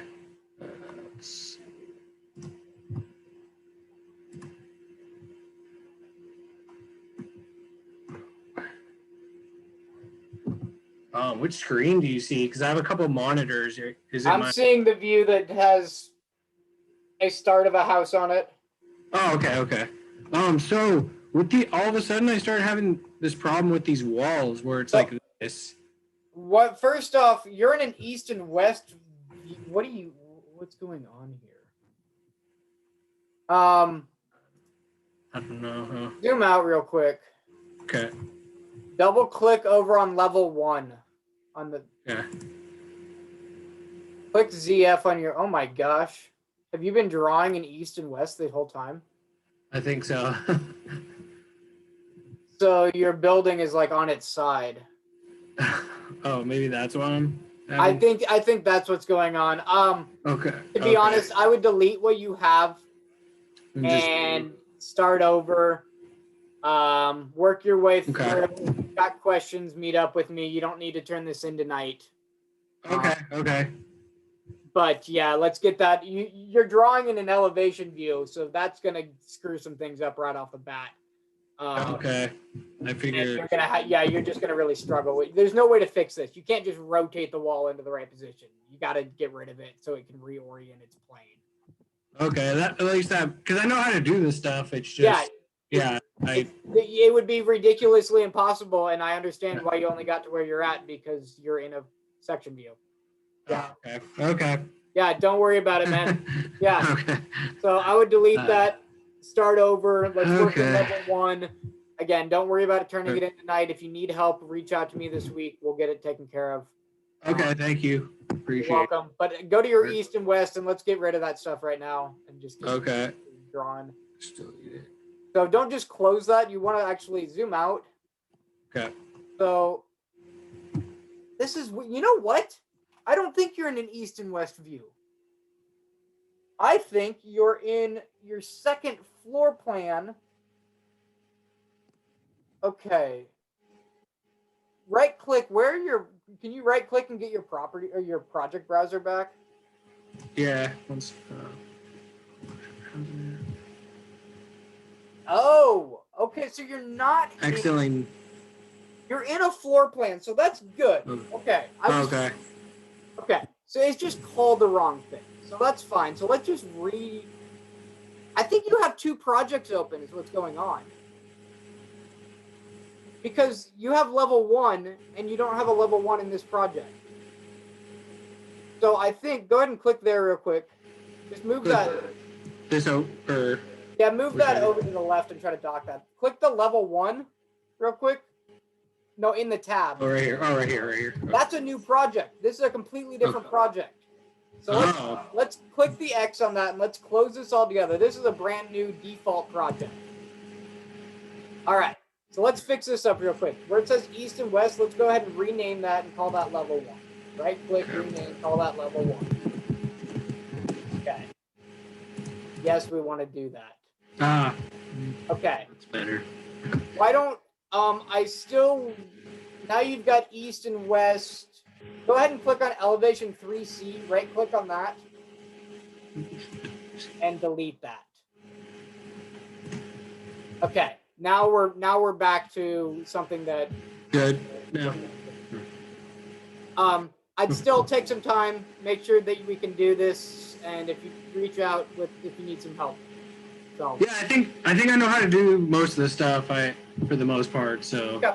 yeah, I will. Okay, we're gonna get back together around 8:15. I'll bring the groups all back. So Okay. All right. So again, if you need anything, please just shoot me an email and we'll try to figure out a time that we can do a one-on-one. Okay, sounds good. Thank you. All right. Thanks, Gary. Thank you. Hey, Money. You're muted. Hi, Hita said she got locked out, and so she just wanted you to let her back in. Her computer died. So Okay. Okay. Absolutely can. Let's just see what's going on, and I'll see if I can do that. Thank you for letting me know. Okay, thanks.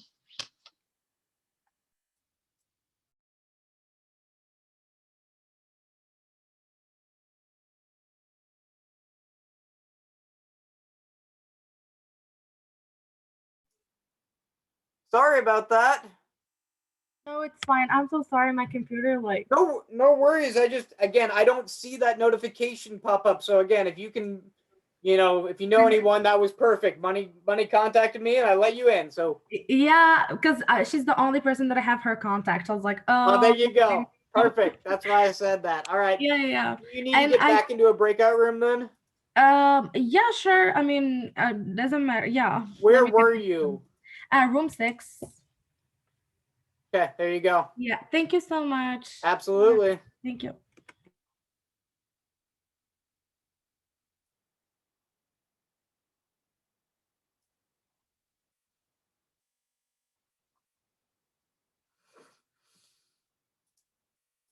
Tab this bottom one to the left and then click it. Yes. And then you're going to do the same thing for the thinner wall. Are you guys sharing screens between you guys? Separate computers. Sydney, you're the man. You got it? Yes, I needed to go. I got it. I got it. Problem Everyone solved. doing good? Sweet shades there, Michael. He stole Thanks, your man. thunder, Grant. I have I don't have it in Zoom. I haven't loaded it yet, but I've got a sweet Top Gun fighter jet that I sit in for most of my team's meetings. Nice. So, all right, we're gonna bring it. Is everyone doing pretty good in here? Yeah, Okay. well, I think we're all done. Sweet. We're gonna bring everyone back in like 10 minutes or so, 8:15. So, keep chugging on along if you are still needing to finish up a couple things. If not, we'll see you at 8:15 and we'll move on to the next couple things we want to do tonight. All right. Hey, Graham, I do have one question. Sure. When you scale the level 1 onto your sheet, Yeah. and You want to so share I your like. you want to share your screen? I'm sure I know it's a crop view thing, but we'll. Well, yeah, no, I just was wondering if there was a way to increase the size of the annotations after you've scaled higher. No. Okay, So you can't. yes and no, there is. Okay, but the annotations are going to read by default at 3/32 of an inch, no matter what size the scaling is. So the biggest thing is the annotations depend. If you're in 1/2 inch scale versus 1/8 inch scale, your your backgrounds and stuff are going to be different sizes, but you don't want that annotation to go too tiny, and that's what happens a lot of times. You want to keep that at the 3/32 of an inch. Yeah, that's what I'm trying to do, is actually increase the size of the annotations, because once I scale. So don't worry about it for this. Okay. I can show you how to do it, but we've got to do some like editing and really get into the nitty gritty of how the dimensions and text work. Okay. No worries. So for now, let's just keep it like it is. If it's the biggest thing is no matter what scale that you put it on, that text is going to be the same size. So remember that. That's what I'm trying to change. So, okay, perfect. Thank you. So it'll be legible no matter what. It won't make it not legible. That's Revit won't allow it to be too small. So that's the whole point of annotation scaling. All right, I'll bring you guys all back together at about 8:15.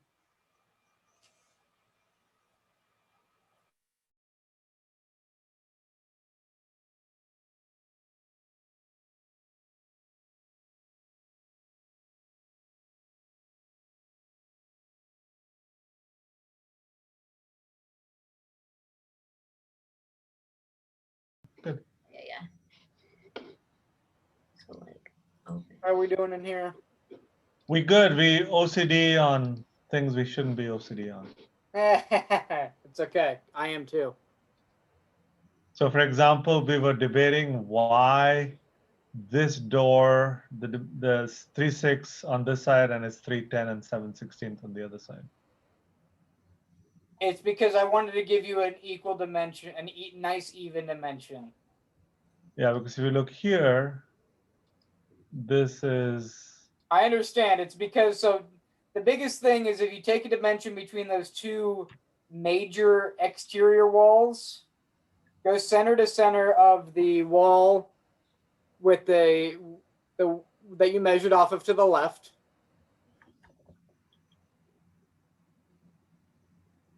So if you take a dimension between that wall and then the wall where your 6'6" wall to the south, that is going to be an even number. Now, when you align the center wall of the interior partition over, it's going to move that whole thing. So you're going to get slack. So don't measure to the center of there. Go to the center of the wall down below you, the exterior wall. Keep going down. Bring your wall. Bring it down. There you go. Now go to hit tab or click. I'm stuck. It should allow you to get. You already had the dimension clicked, but it should be an even dimension. It should be 7'6" between the two of them. And Yeah. So you align the interior wall, you're going to end up with some. Yeah, this one, right? 7'6". So, yep. So that's why you end up with stuff like that. But I gave you a 3/6 because it was a nice even number instead of giving it some weird change. Centered it with some 16th inch increments. So. Cool. Clearly, we didn't have much to do, so we were playing around. And then here's another thing for you. If you right click, I know that you did this on purpose, but if you go and you right click on that 3'6" dimension,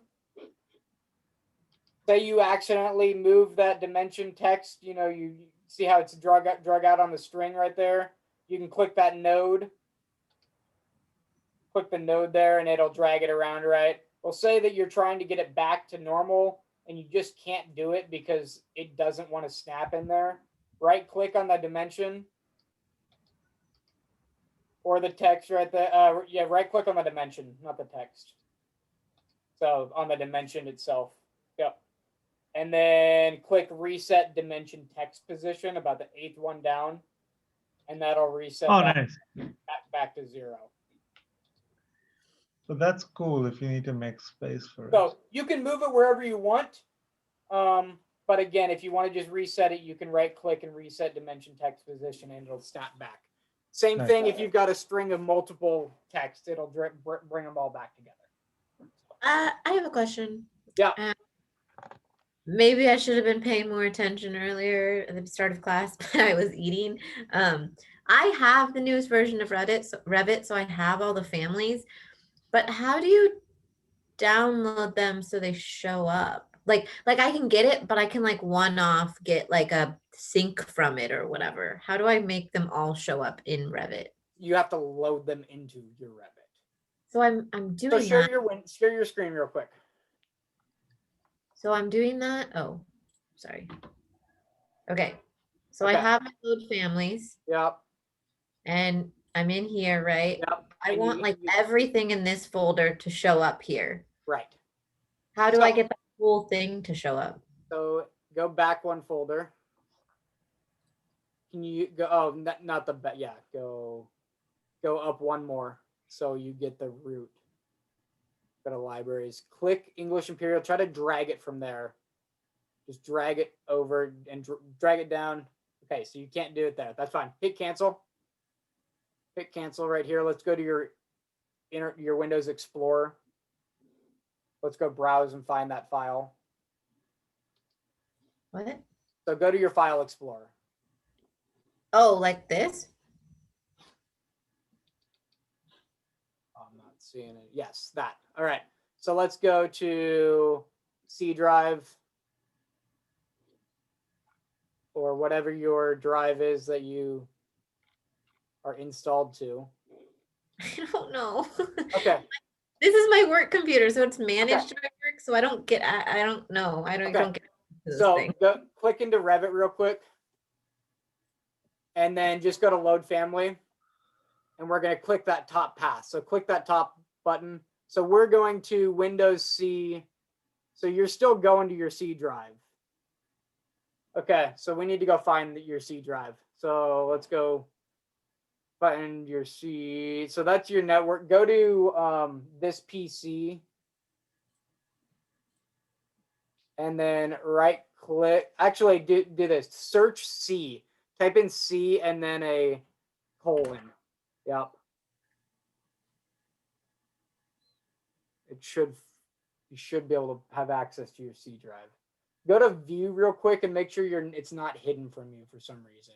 So view at the top, right next to search. Yeah, there you go. Check hidden items. Okay. Now scroll down on your left-hand side and see if you can find your C drive over there. It's not going to be in your network. Click on your desktop and see if we can browse for it through here. Someone did this the other day that She could also, maybe her work has locked down access. yeah, they could. So if that's the case, I'm trying to find the file and then you can drag everything in. Oh, Yeah, I think she's been locked out. yeah, I don't get to do anything. You don't have that seems, you should at least have a C drive. Well, at least you can load multiples at the same time there. Because like I can, if I go into here and I select all of these. Yeah, you can load, that's what I'm saying. At least you can do that, but no. I can do that, but I can't load like the whole folder. I gotta, see me after. Okay. Okay. All And right, if it's something I need IT to do, I just need to email them tomorrow. Just go click on my computer real quick. So. Yeah, it looks like they blocked it. Click on documents. See if that pulls out of your C drive. Yeah, I wonder. No, it's a pretty good lockdown image. Yep, it is. So you may have to. I can't even change like my simple settings sometimes that are surprising. So it doesn't surprise me. All right. Well, if that's the case, then just browse for what you need when you need it. Sorry. Okay. Well, and I'll just email them tomorrow and tell them they need to drag all my stuff in, and they will. I just didn't know I needed them to do that. But if you browse to there, well, what you want to do is so you can just browse to there. I wouldn't have them do it because they wouldn't probably do it. I mean, I would just go to your file explorer, get them to open a C drive, and then just drag that file right here and drop it in, and it'll sit there for 5 to 10 minutes and load everything, and then everything will be on your left-hand side in the project browser. Okay. Yeah. I mean, they downloaded Revit for me because I can't. Sure. Really for school, so they probably won't let me do it, honestly. All right. So well, I will ask like them I said, worst case scenario, you just have to go look for what you need when you need it. Okay. Yeah, no worries. I thought I was doing something wrong. Nope, you weren't. They're available to you. They're just not preloaded. So. And if you preloaded everything, you would have a giant project to start with. So they don't want to preload all the families that they have. Okay. So. All right. Sorry guys, got stuck with another thing, but Adrian, I saw your question. What's up, guys? No worries. I'm dying over here. You're dying. We'll share your screen. What's going on? Are you dying, sharing? man. Yeah. Can you see it? Yeah. Yeah, they're helping me out. I keep running into the same problem because so here I have this measurement, right? It's supposed to be 2510. Yep. Or it's supposed to be 25. Yeah, 25 here and then 10 up here. Yeah. And then so my problem is that I can adjust it here and make it 25, but I come over here, that's wrong. Okay, so then click your next wall. So click the inside wall. This one? Nope. The next one, nope, to your left. Down, click that one. There you go. Nope. Sorry, right there. Click that one. Now make that, what is that supposed to be? 10.6. Okay, make that 10.6. And then it's gonna mess up Okay, these. I know. Just bear with me. Okay, click your next exterior wall. 6, 6. Okay. So now you've got one more, and so what's that? What should that be? 11 or 10? 11. 11. So let's click there, make it 11. You're just gonna need to work yourself around. Yeah, that's the thing though, that I did What that. happened is you put in a interior wall and you lined an exterior to an interior wall and screwed up your exterior. So when you aligned, I don't know which wall you did, but one of them you probably aligned and then it just kind of got off. So I just work with it, get as close as you can. If it's not perfect, it's not the end of the world. I just get it close. So if he disconnects his interior walls, that should fix it, right? Or if he deletes the No, interior because wall, he already aligned to the interior wall, so it's already moved an exterior.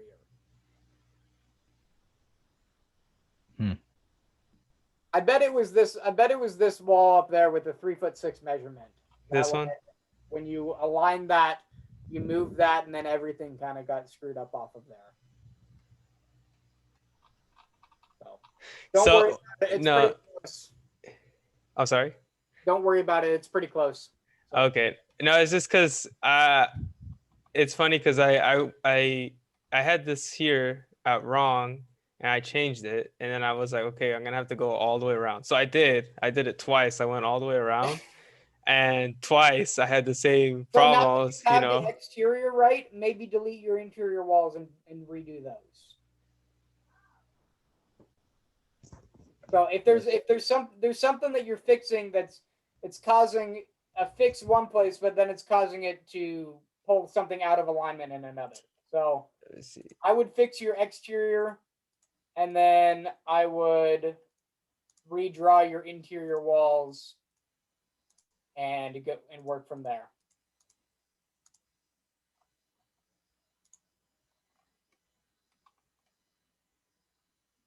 So delete the except that's not 25 feet. So yeah, everything's good except that one, and that's still, so you keep going back. So again, I don't want to. We can go through this all day. So, you can turn in what you got. If you can make it right, let's do that. I mean, if you need to delete the interior, I don't know what the best solution is for you, but you can turn it in like this, and it's not going to be. You're not going to be affected by it. You did pretty good. So. Okay. No, I think you're right, because Liz and Pablo were saying too to delete the interior. Yeah. And try and just delete the interior, get your exterior right, and then go back and repopulate the interior and align them. Oh shoot! I didn't realize. Well, that one's fine. Click the wall. Click the wall right there between the two of them. Yep. Click that. Go type in 20 there to your left. Click that. Type in 20. Okay. Now you're okay. So that's the thing though. One wall gets out of alignment, and then a couple do. So I'd figure out how to get that other one to 25 feet and then call it good. So I got to jump out. I will bring everyone back together in just a minute. All right. Hello. Hello. Question? Yeah, I had a question. I've got this one wall. It's in the center at 6 foot 6 inches. Well, mine is 6 foot 3 foot and 9/16. And you want to share your screen? Well, I'm using a different laptop. Okay, that's fine. So what I'm sure happened, don't worry about it. You'll get this next week. It'll get better.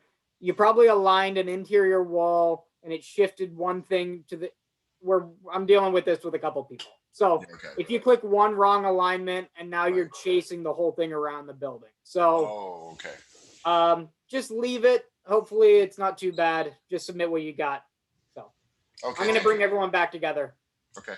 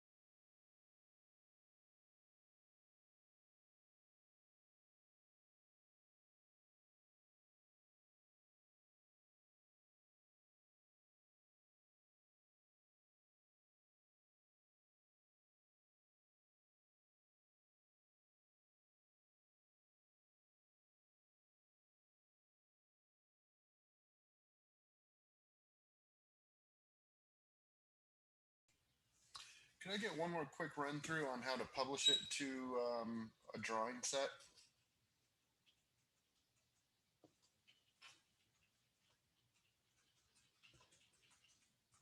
You're on mute, Graham. You're on mute. Sorry about that. Yeah, you can, but we're gonna bring everyone back together, which we're doing right now, and we will do it all together. So. Oh, perfect. Oh, okay.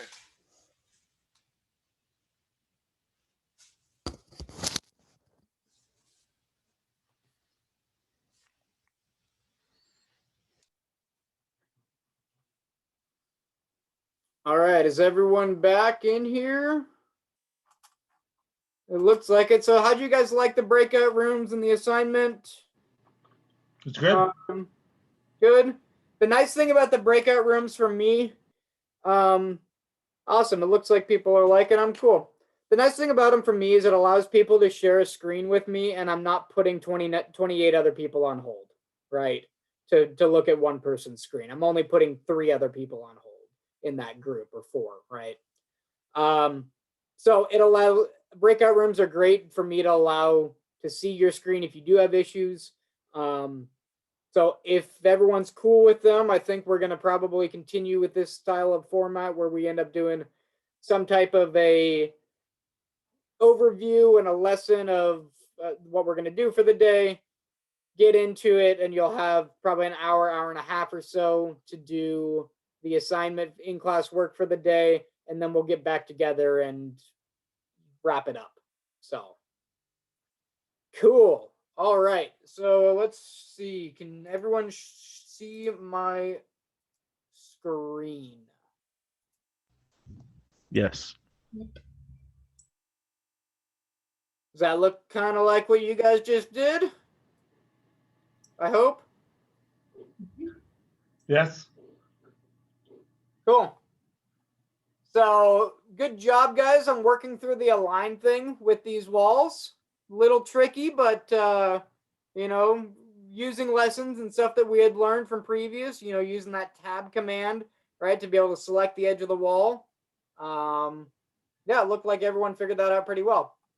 So what I want to do with the rest of our time tonight, I want to get in here now for the people that haven't loaded all their families all the way.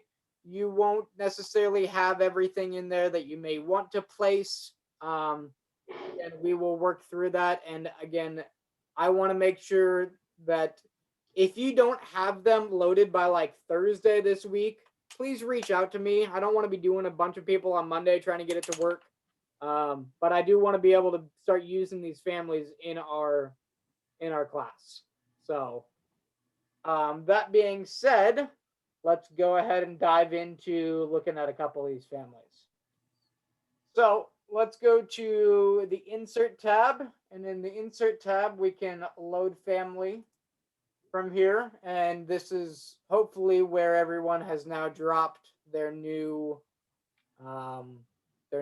families, if they've got them. If not, then hopefully we'll work through it and get those shortly. So, but what I want to do is I want to go into specialty equipment, domestic, high-end, and I just want to go ahead and take this entire high-end catalog, click the top, hold shift, and select the whole thing. So if you select everything in a category and click open, it will. Now it looks like there's some that don't have categories, but it's going to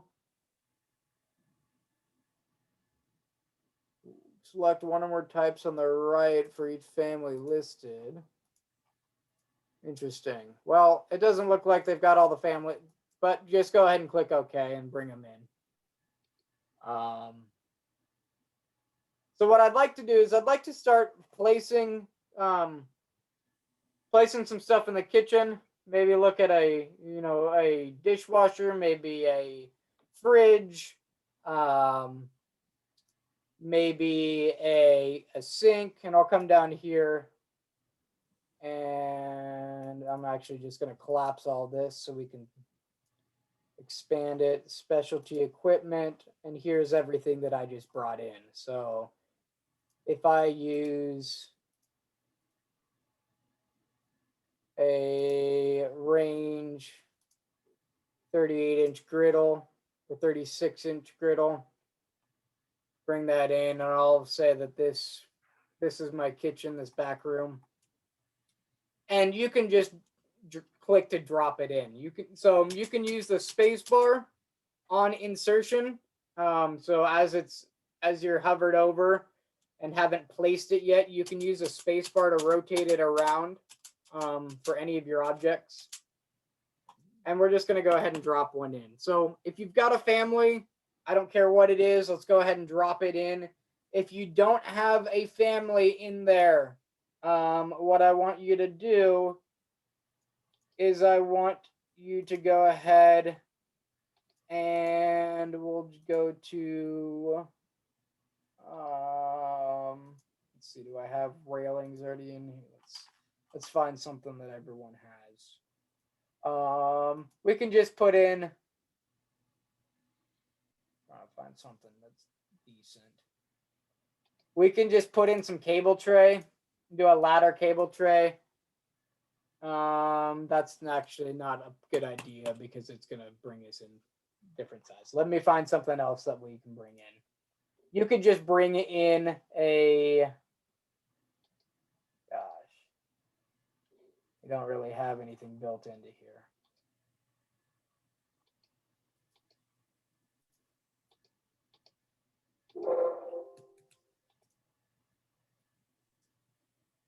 That's really big.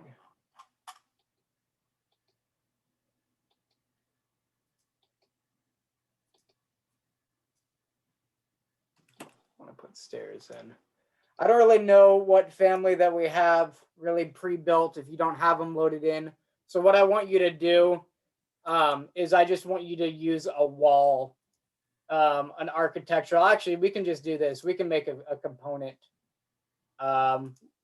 Let's just do a column.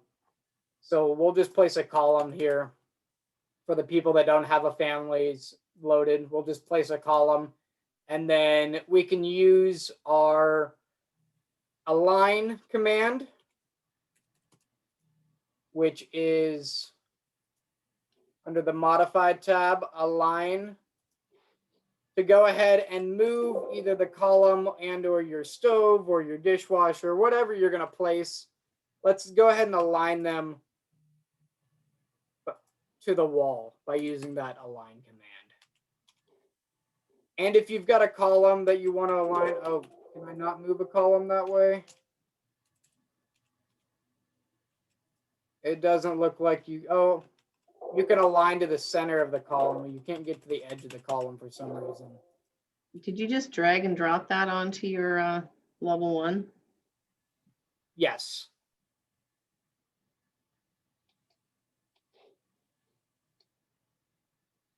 So I'm going to go ahead and put a freezer in here.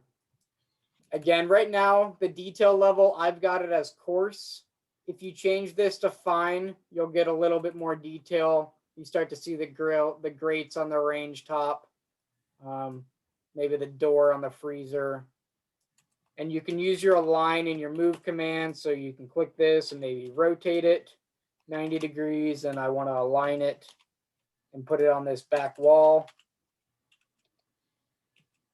So we can use our align command and our tab and select the edge of the wall so we don't have to align to the center. And select the edge of the wall and then the back of our freezer or back of whatever our other object is.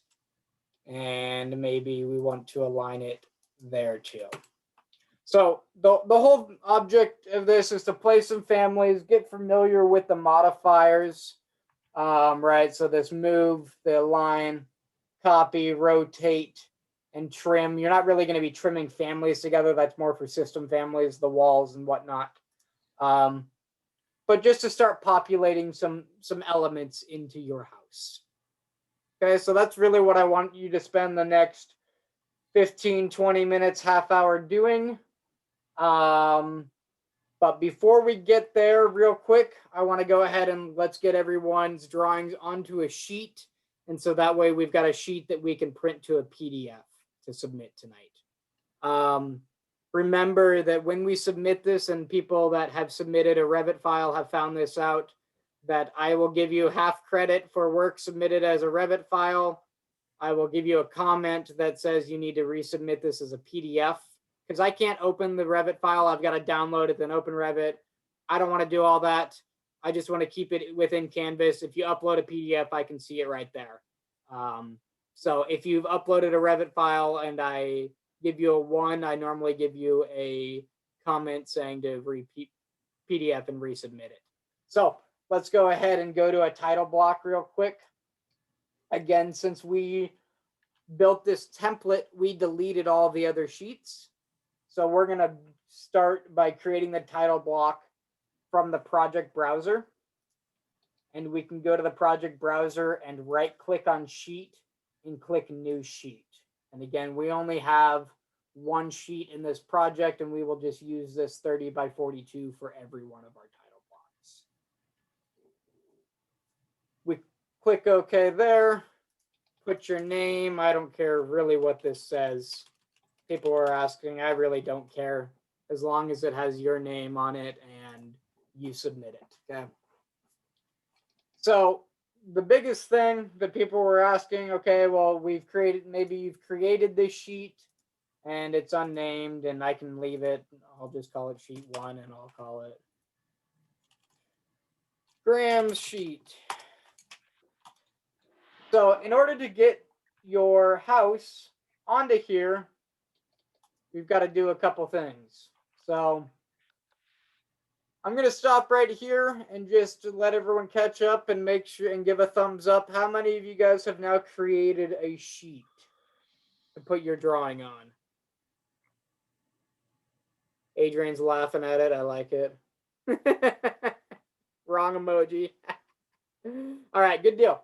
So it looks like everyone has done that. Luis, do you have a question, or is that just a thumbs up? I don't care either way.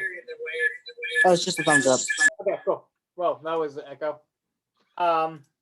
So now let's go back to our floor plans, and let's go back to this level 1 plan. You can also get there, right, by just clicking this tab since we had this open. So what I want to do, and most of yours probably look something like this right now. And what I want to do is the same thing that we did before, is come over to our properties and click the crop view and make sure that both crop view and crop region visible are turned on. Okay, that will bring up a box that looks something like this. And when you click on the box, it'll come up with a node on each side. Go ahead and drag that node just outside of your dimensions. So we've got something that looks like that. This is showing, the reason this is showing up outside here is because I don't have annotation crop on. Don't worry about that. You guys don't have any of that text as it is. That was just for me to put on your assignment so you knew what walls to use. All right. So do we all have this cropped up like this? Another thumbs up. Okay, we'll give another minute to crop this up. Do we need to go over how to crop it again? Yeah, sorry. I was trying to find my properties. I lost it, so I didn't get a catch. Okay, so let's go ahead and I'll pull the crop out real quick, and then we'll just do this again. If you've already done it, please just hang tight and we'll get everyone on the same page. All right, so your sheet should look like this. Probably something like this, where you don't have a big black box around the outside. Let's come over to our properties. If you've lost your properties, right click and come down and click the properties to make that appear. All right. So what we want to do is we want to scroll down to the region and the properties. It says extents, and this has 3 checkboxes: crop view, crop region visible, and annotation crop. We want to go ahead and click the crop view and the crop region visible checkboxes. Once those are checked and you drag your mouse back to the view, you will get a black box that shows up. Click the black box and you will end up with 4 nodes in the center of each side. And when you click one of those nodes and drag it, you will then bring the crop all the way in to wherever you set that node. So we're just going to set that crop right inside our dimension lines. What size are we turning these in to? We'll do that in just a second. All right. Cool. So we're here. Let's go back to the sheet that we just created. And now that we're on the sheet, since we cropped the view of our level 1, when I click level 1 and drag it onto the sheet, you now see that it is a nice small view that fits nicely within our sheet. Does everyone get that when they drag it over? If you're not getting it nice and small like this, we need to make sure that we crop our view correctly. All right. So, all right. Well, that's cool, but we've got a lot more sheet that we can work with, right? I don't need to put something at 1/8 inch scale if I've got a ton of sheet. So let's go ahead and double click into the view and come down and set this to 1/4 inch.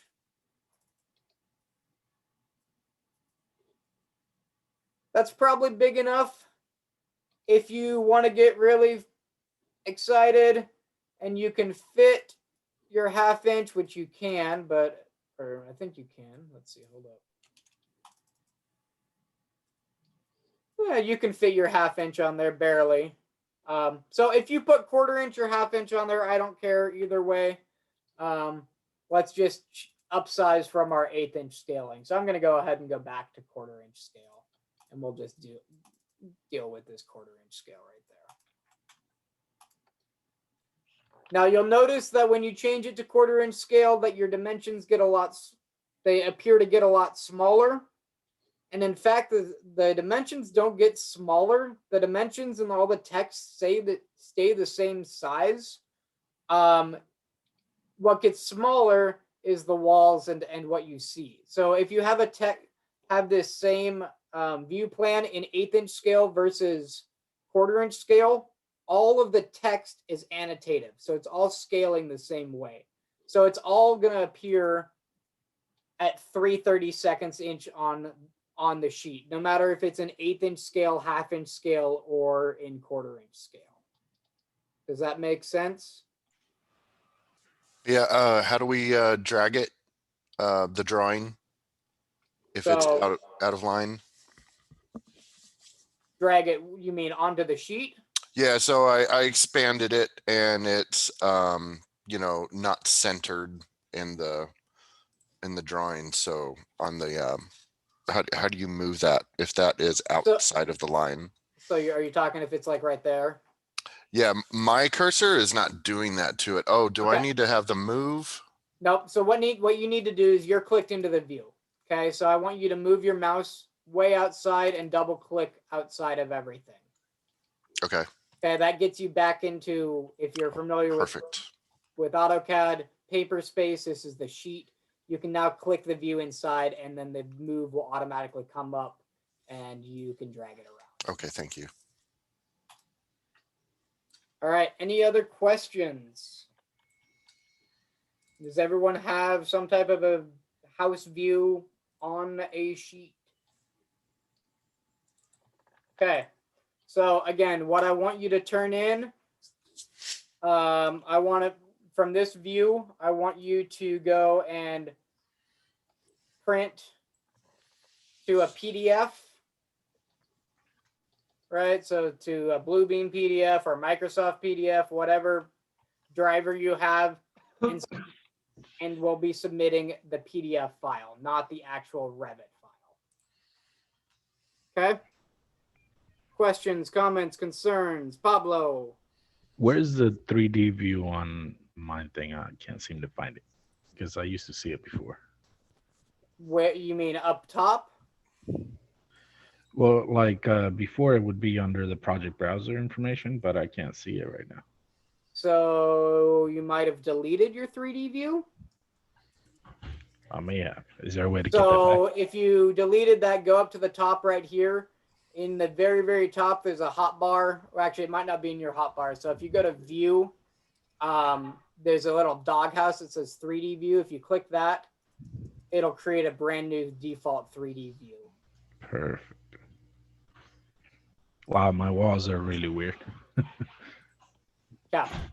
So, and then we can take a look at this later. We'll talk more about 3D views and all types of stuff in later lessons. Sounds good. Thank you. Cool. Any other questions, comments, concerns?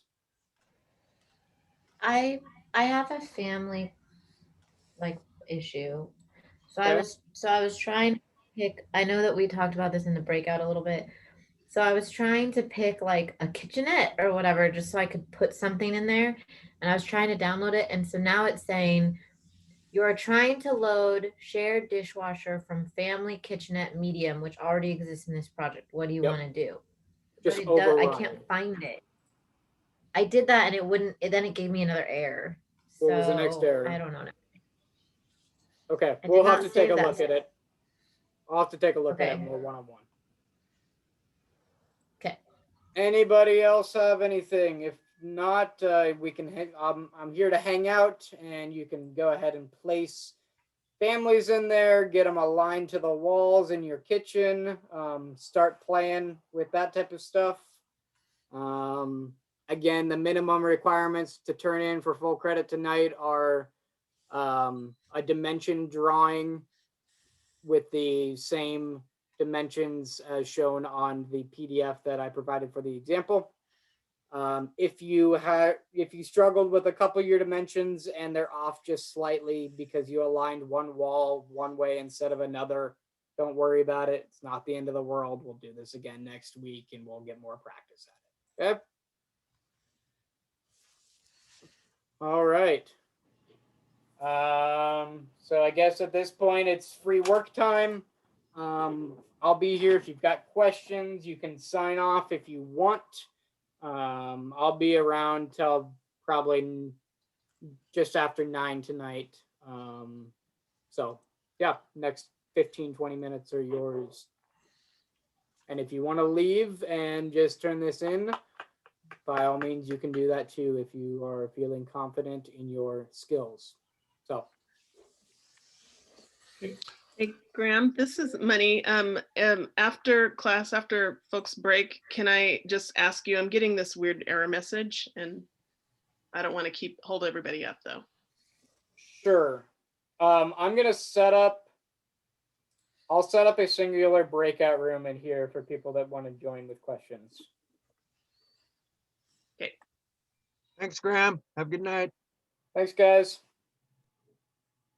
Bye, Graham. I'm gonna go fix. Okay. Bye. Sounds good. Thanks, Graham. Good night. Good night. Hey, Graham, are we going to go in the breakout room or can I ask you a quick question? You can ask me a quick question right now. I haven't started the breakout room yet, but. So I'm trying to drag the entire level 1 on my title block sheet, and only the outer box seems to come in. Okay, so you need to double click outside of the view and get back. You're still in the view. Okay. So get back to the sheet and then you can drag the entire view. Right now you're just dragging the view, like what you're seeing of the view. Oh yeah, there you go. You got that? Yep. Yep. So Yeah. you just had to step one step back and then you can drag that view all over the place. Cool, thank you.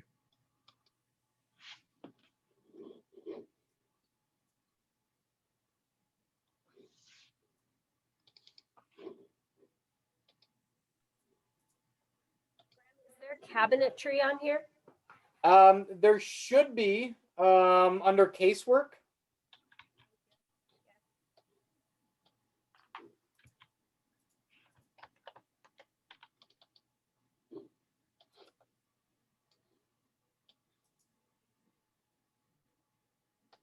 Okay, I'm gonna open the rooms again. And if you want to join room 7.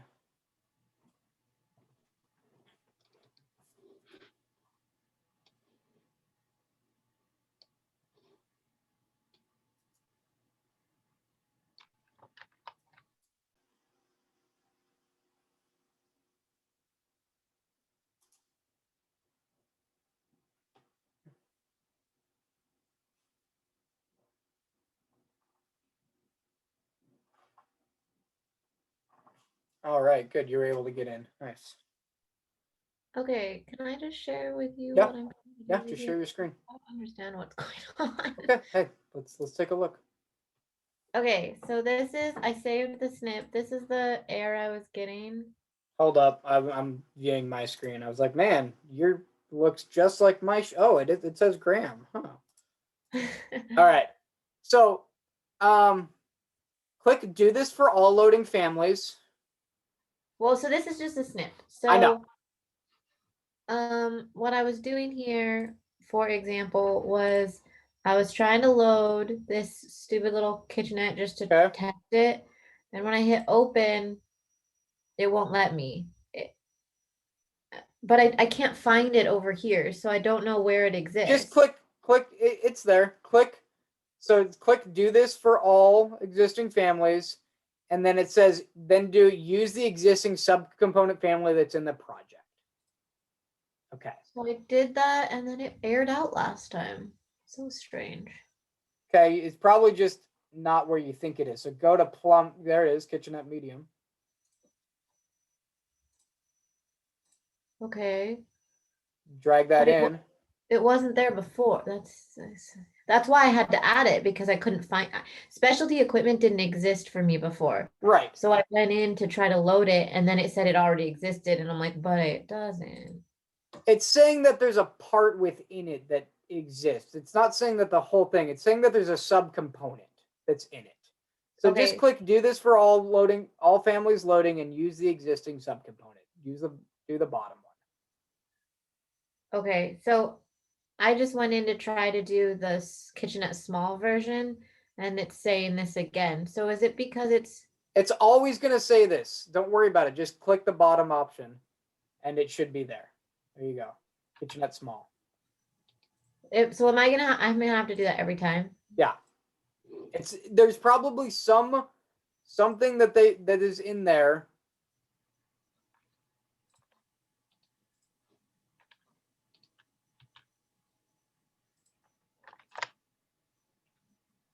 Okay, that one worked.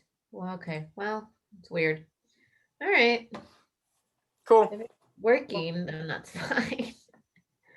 All right, who's next? I don't know who joined when, so whoever's got something. But I'm not shy. Okay, good. There we go. I think I have the same question that Money had. So I downloaded like the first family in cabinetry. I just asked you about that.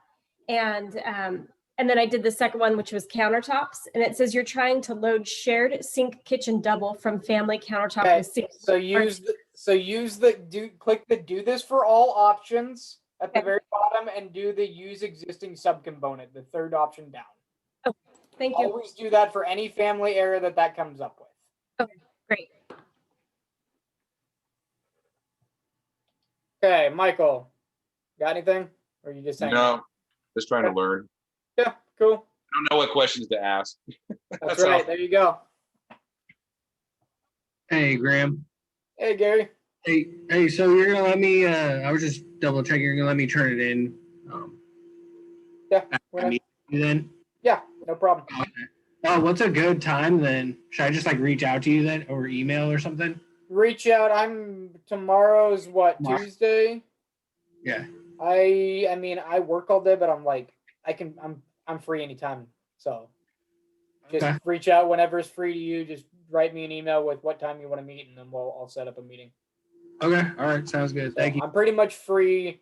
I would say before noon is probably a good thing. Before noon is probably the best time.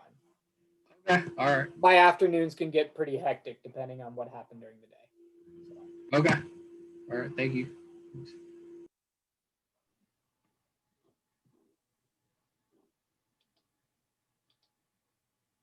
Money, you got anything? Yes, I do. I was cruising along and then I got stuck when I tried to insert windows and doors. Perfect. Share your screen, I'll help you out. I'm on a different computer. That's okay. Then here's the thing.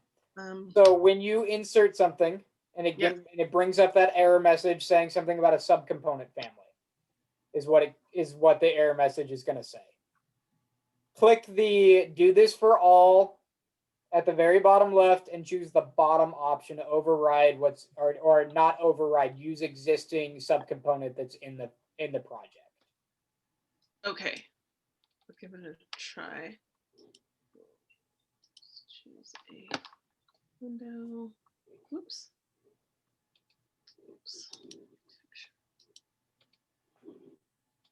I'm gonna play around this for a while, so I'll let other people go. I'm gonna try to do what you said. I don't know if does Michelle, do you got anything more, or Dylan?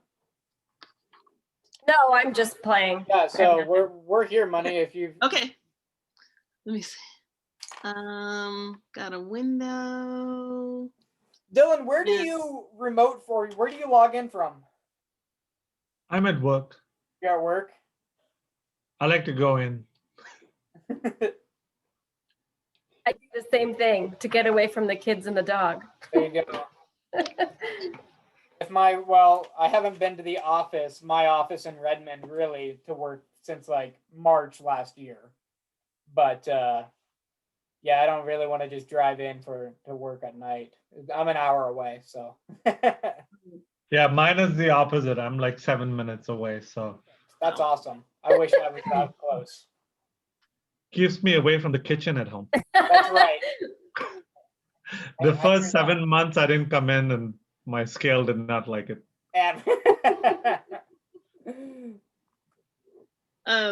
So I try to insert like any object and it goes, error cannot be ignored. Can't cut instance out of 36 by 48 out of wall. Okay. And you're on a different computer, so you can't share a screen.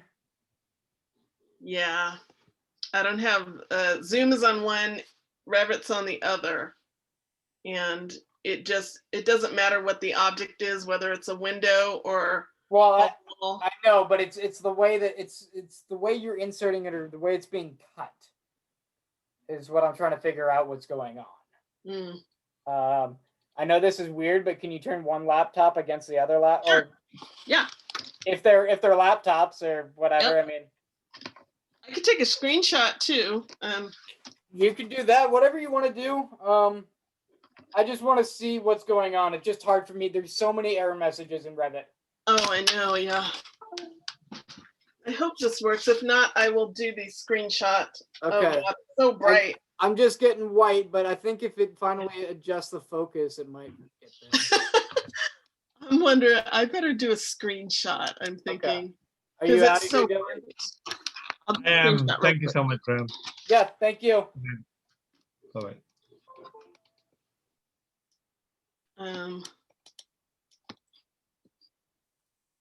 Okay, let me do a. And then you're just going to shoot it to me in an email? Yeah, I'm just going to shoot it. I'm going to use the snipping tool. Perfect.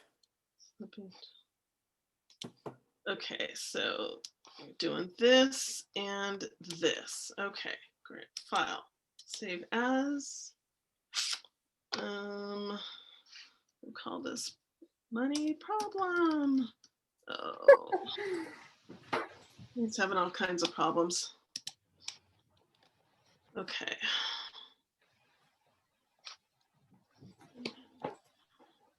Okay, so let's do.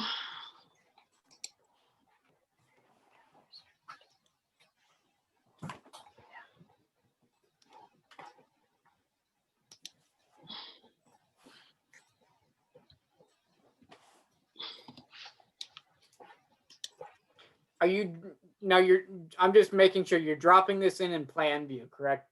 You're in the level 1 floor plan when you're trying to drag. Floor plan, yes. Okay. To Graham. Uh-oh. Uh-oh. Is that not giving? Okay, let me. I can just give you an Can you give me your email real quick? Because it's not. Just send it to graham.thompson at, is it email.edcc.edu? Whatever your guys' email. Edmail. Is it TH or TO? THOMPSON. Okay. At edmail.edu. Okay. And that lovely screenshot.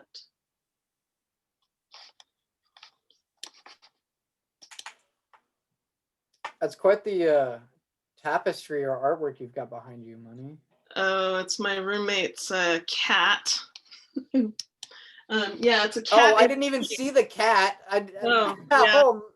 It's a cat sitting on a tree. Wow, that's pretty elaborate. Yeah, we have a friend that does like she did that freehand, like no tracing. Is that just painted on the wall? Mm-hmm. Wow. Who knew that it would be the background for so many Zoom meetings? Yeah. Okay. Send. Okay. Hopefully. Sorry that took so long. I am having a PC re-education here. I've been working off a Mac for years now, and gotcha. I had to get a PC for this class. Oh my god. I'm a Mac user by heart. Address not found. What the? Okay. Never mind. Let me go to Canvas Mail. I don't know what I did wrong. GRA, yeah, I just at email. No, it's email.edcc.edu is my email address. I'm gonna just find. Okay, I see it. Okay, try again. All right, again, and we're gonna drop this sucker in here. All right.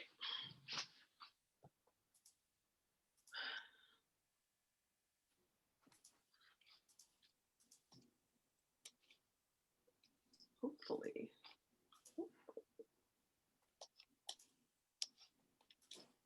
There we go. All right.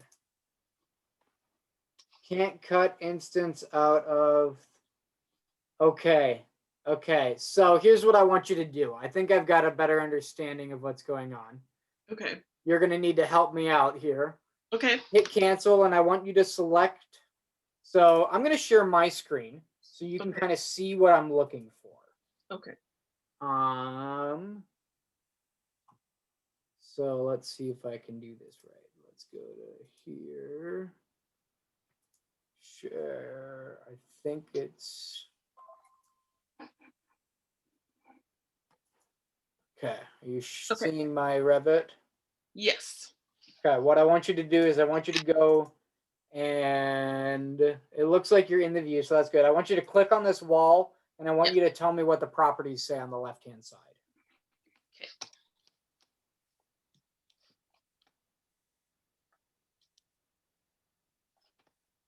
The properties on the left. Yep. Which field or which? So what's your? It's base constraint. Does that say level 1? It says level 4 something. There you go. There. So, okay. So here's what's going on. A couple things are going on.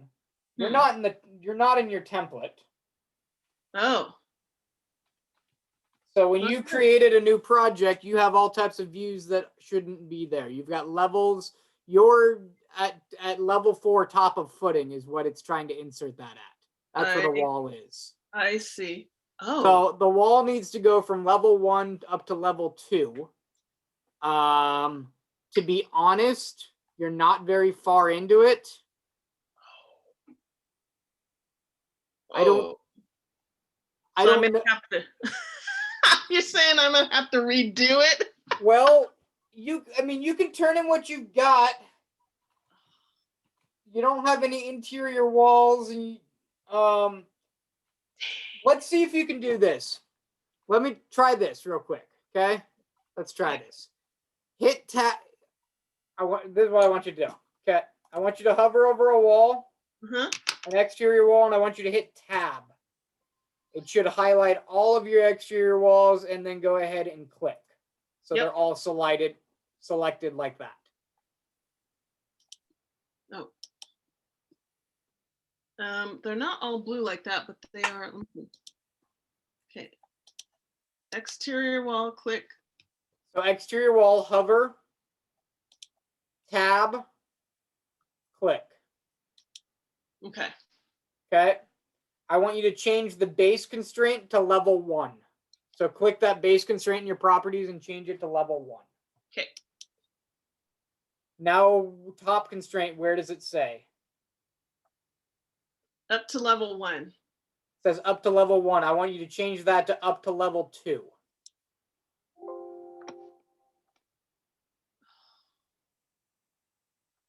It's giving me a message.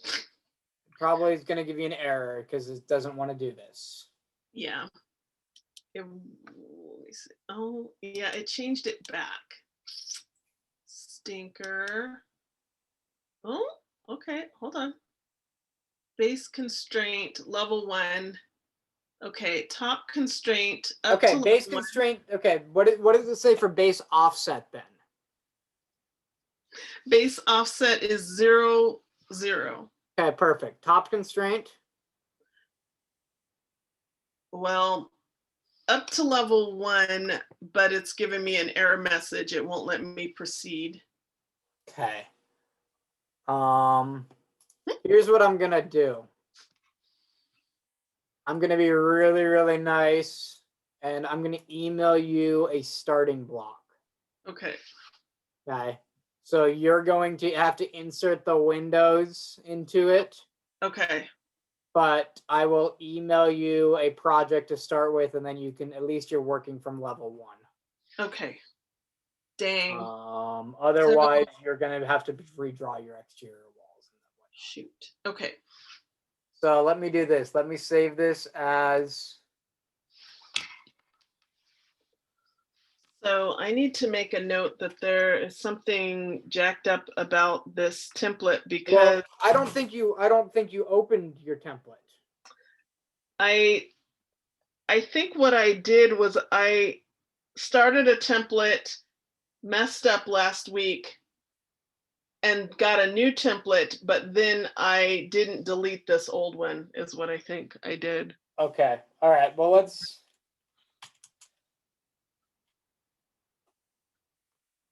So,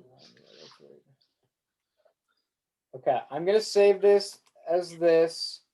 I'm going to then take the windows, and if I just select all the windows and delete them, there you go. I'll leave you dimensions. I'll save that, and I will email you. Okay. Is it, I know I'm asking an awful lot here, but is it possible for me to turn this in the morning? Oh, you can turn it in anytime. Don't worry about it. Okay. I have no worries. Yeah. My day's not ending, that's what I'm saying. I'm going till midnight. No worries. I get it. So anyway, bonehead. Well, at least we caught the template issue. We still need to address the template issue and make sure that we get it correct. So imagine next week if I hadn't found it. I mean, it's like. So I'm going to reply to my email to the email you sent me. Okay. And let's just do this. Let's reply here, and I'm going to try. Here, I think I can do this. I can save. Oh, this is saved on the G drive, so I have access. I've got 2 computers running back and forth, and I've got 1 drive that shares between the 2 of them. I know. What did I? Here you go. Here's your money.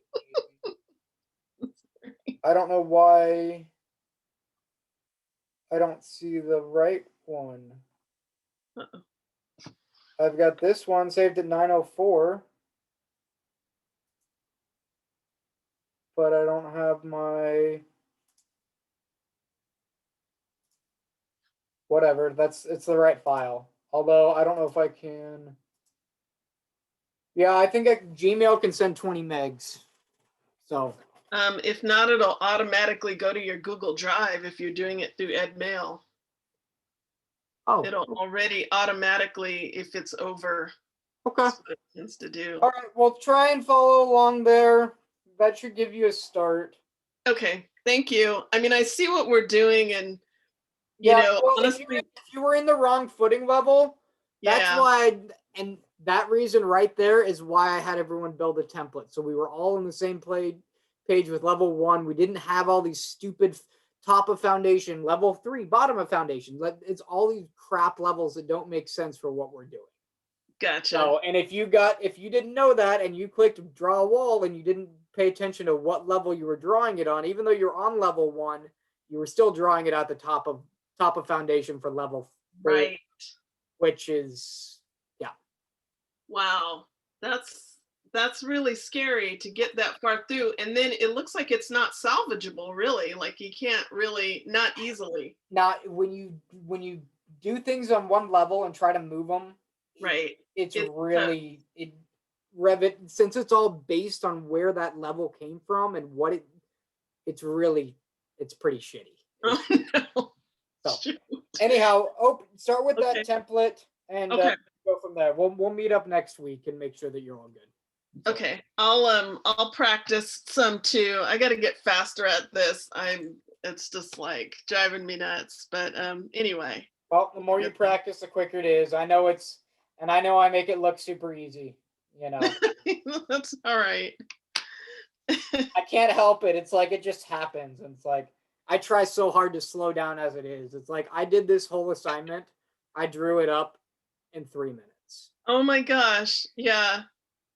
Well, that's like me in writing or e-learning or something. People are like, how are you pulling all this content out of your head so fast? And I'm like, it's just there. Yeah. It's just there. But this is a new software for me, and it's a little bit it's really awkward working off of 2 computers. And the other thing is I am dealing with the realities of age. And so I'm farsighted, but I'm also I'm squinting a lot too, just from being on the computer so much. And so I'm literally squinting at the Zoom going, where is he? Where is he? That's why if you see me making strange expressions, it's like, I can't see a damn thing.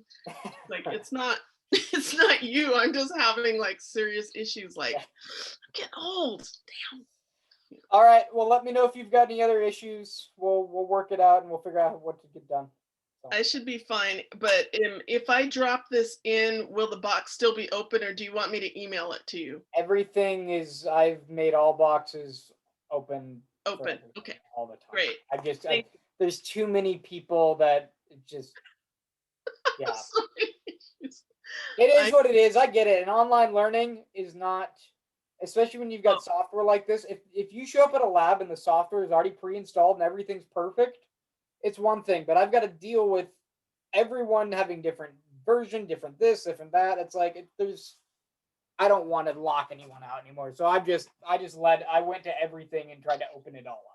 So I feel for you, because I used to be I know I'm not representing well right now, but I actually was an instructional designer for many years, and I've done a hell of a lot of e-learning and technical training. And man, I mean, it's hard just in person, but to do it remotely, you're doing a great job, because I appreciate that. This is crazy. And it's not a simple program. And the biggest thing is I've got people from all different learning levels. Right. And it's not that, you're smart or one thing. It's what experience do you have with programs that are like this, right? Some people, I was using drafting programs, 15 years ago and grew up with it. Right. Whereas some people have never touched a computer until last year type deal. Right.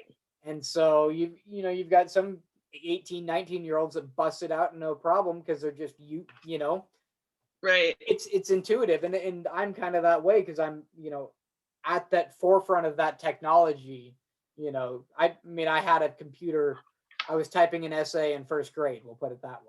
So Wow. most people weren't, but being my dad being a computer teacher. Gotcha. Yeah. So I'm used to different kinds of systems, document management and ERP systems, a different kind of thing. I'm not used to drawing programs.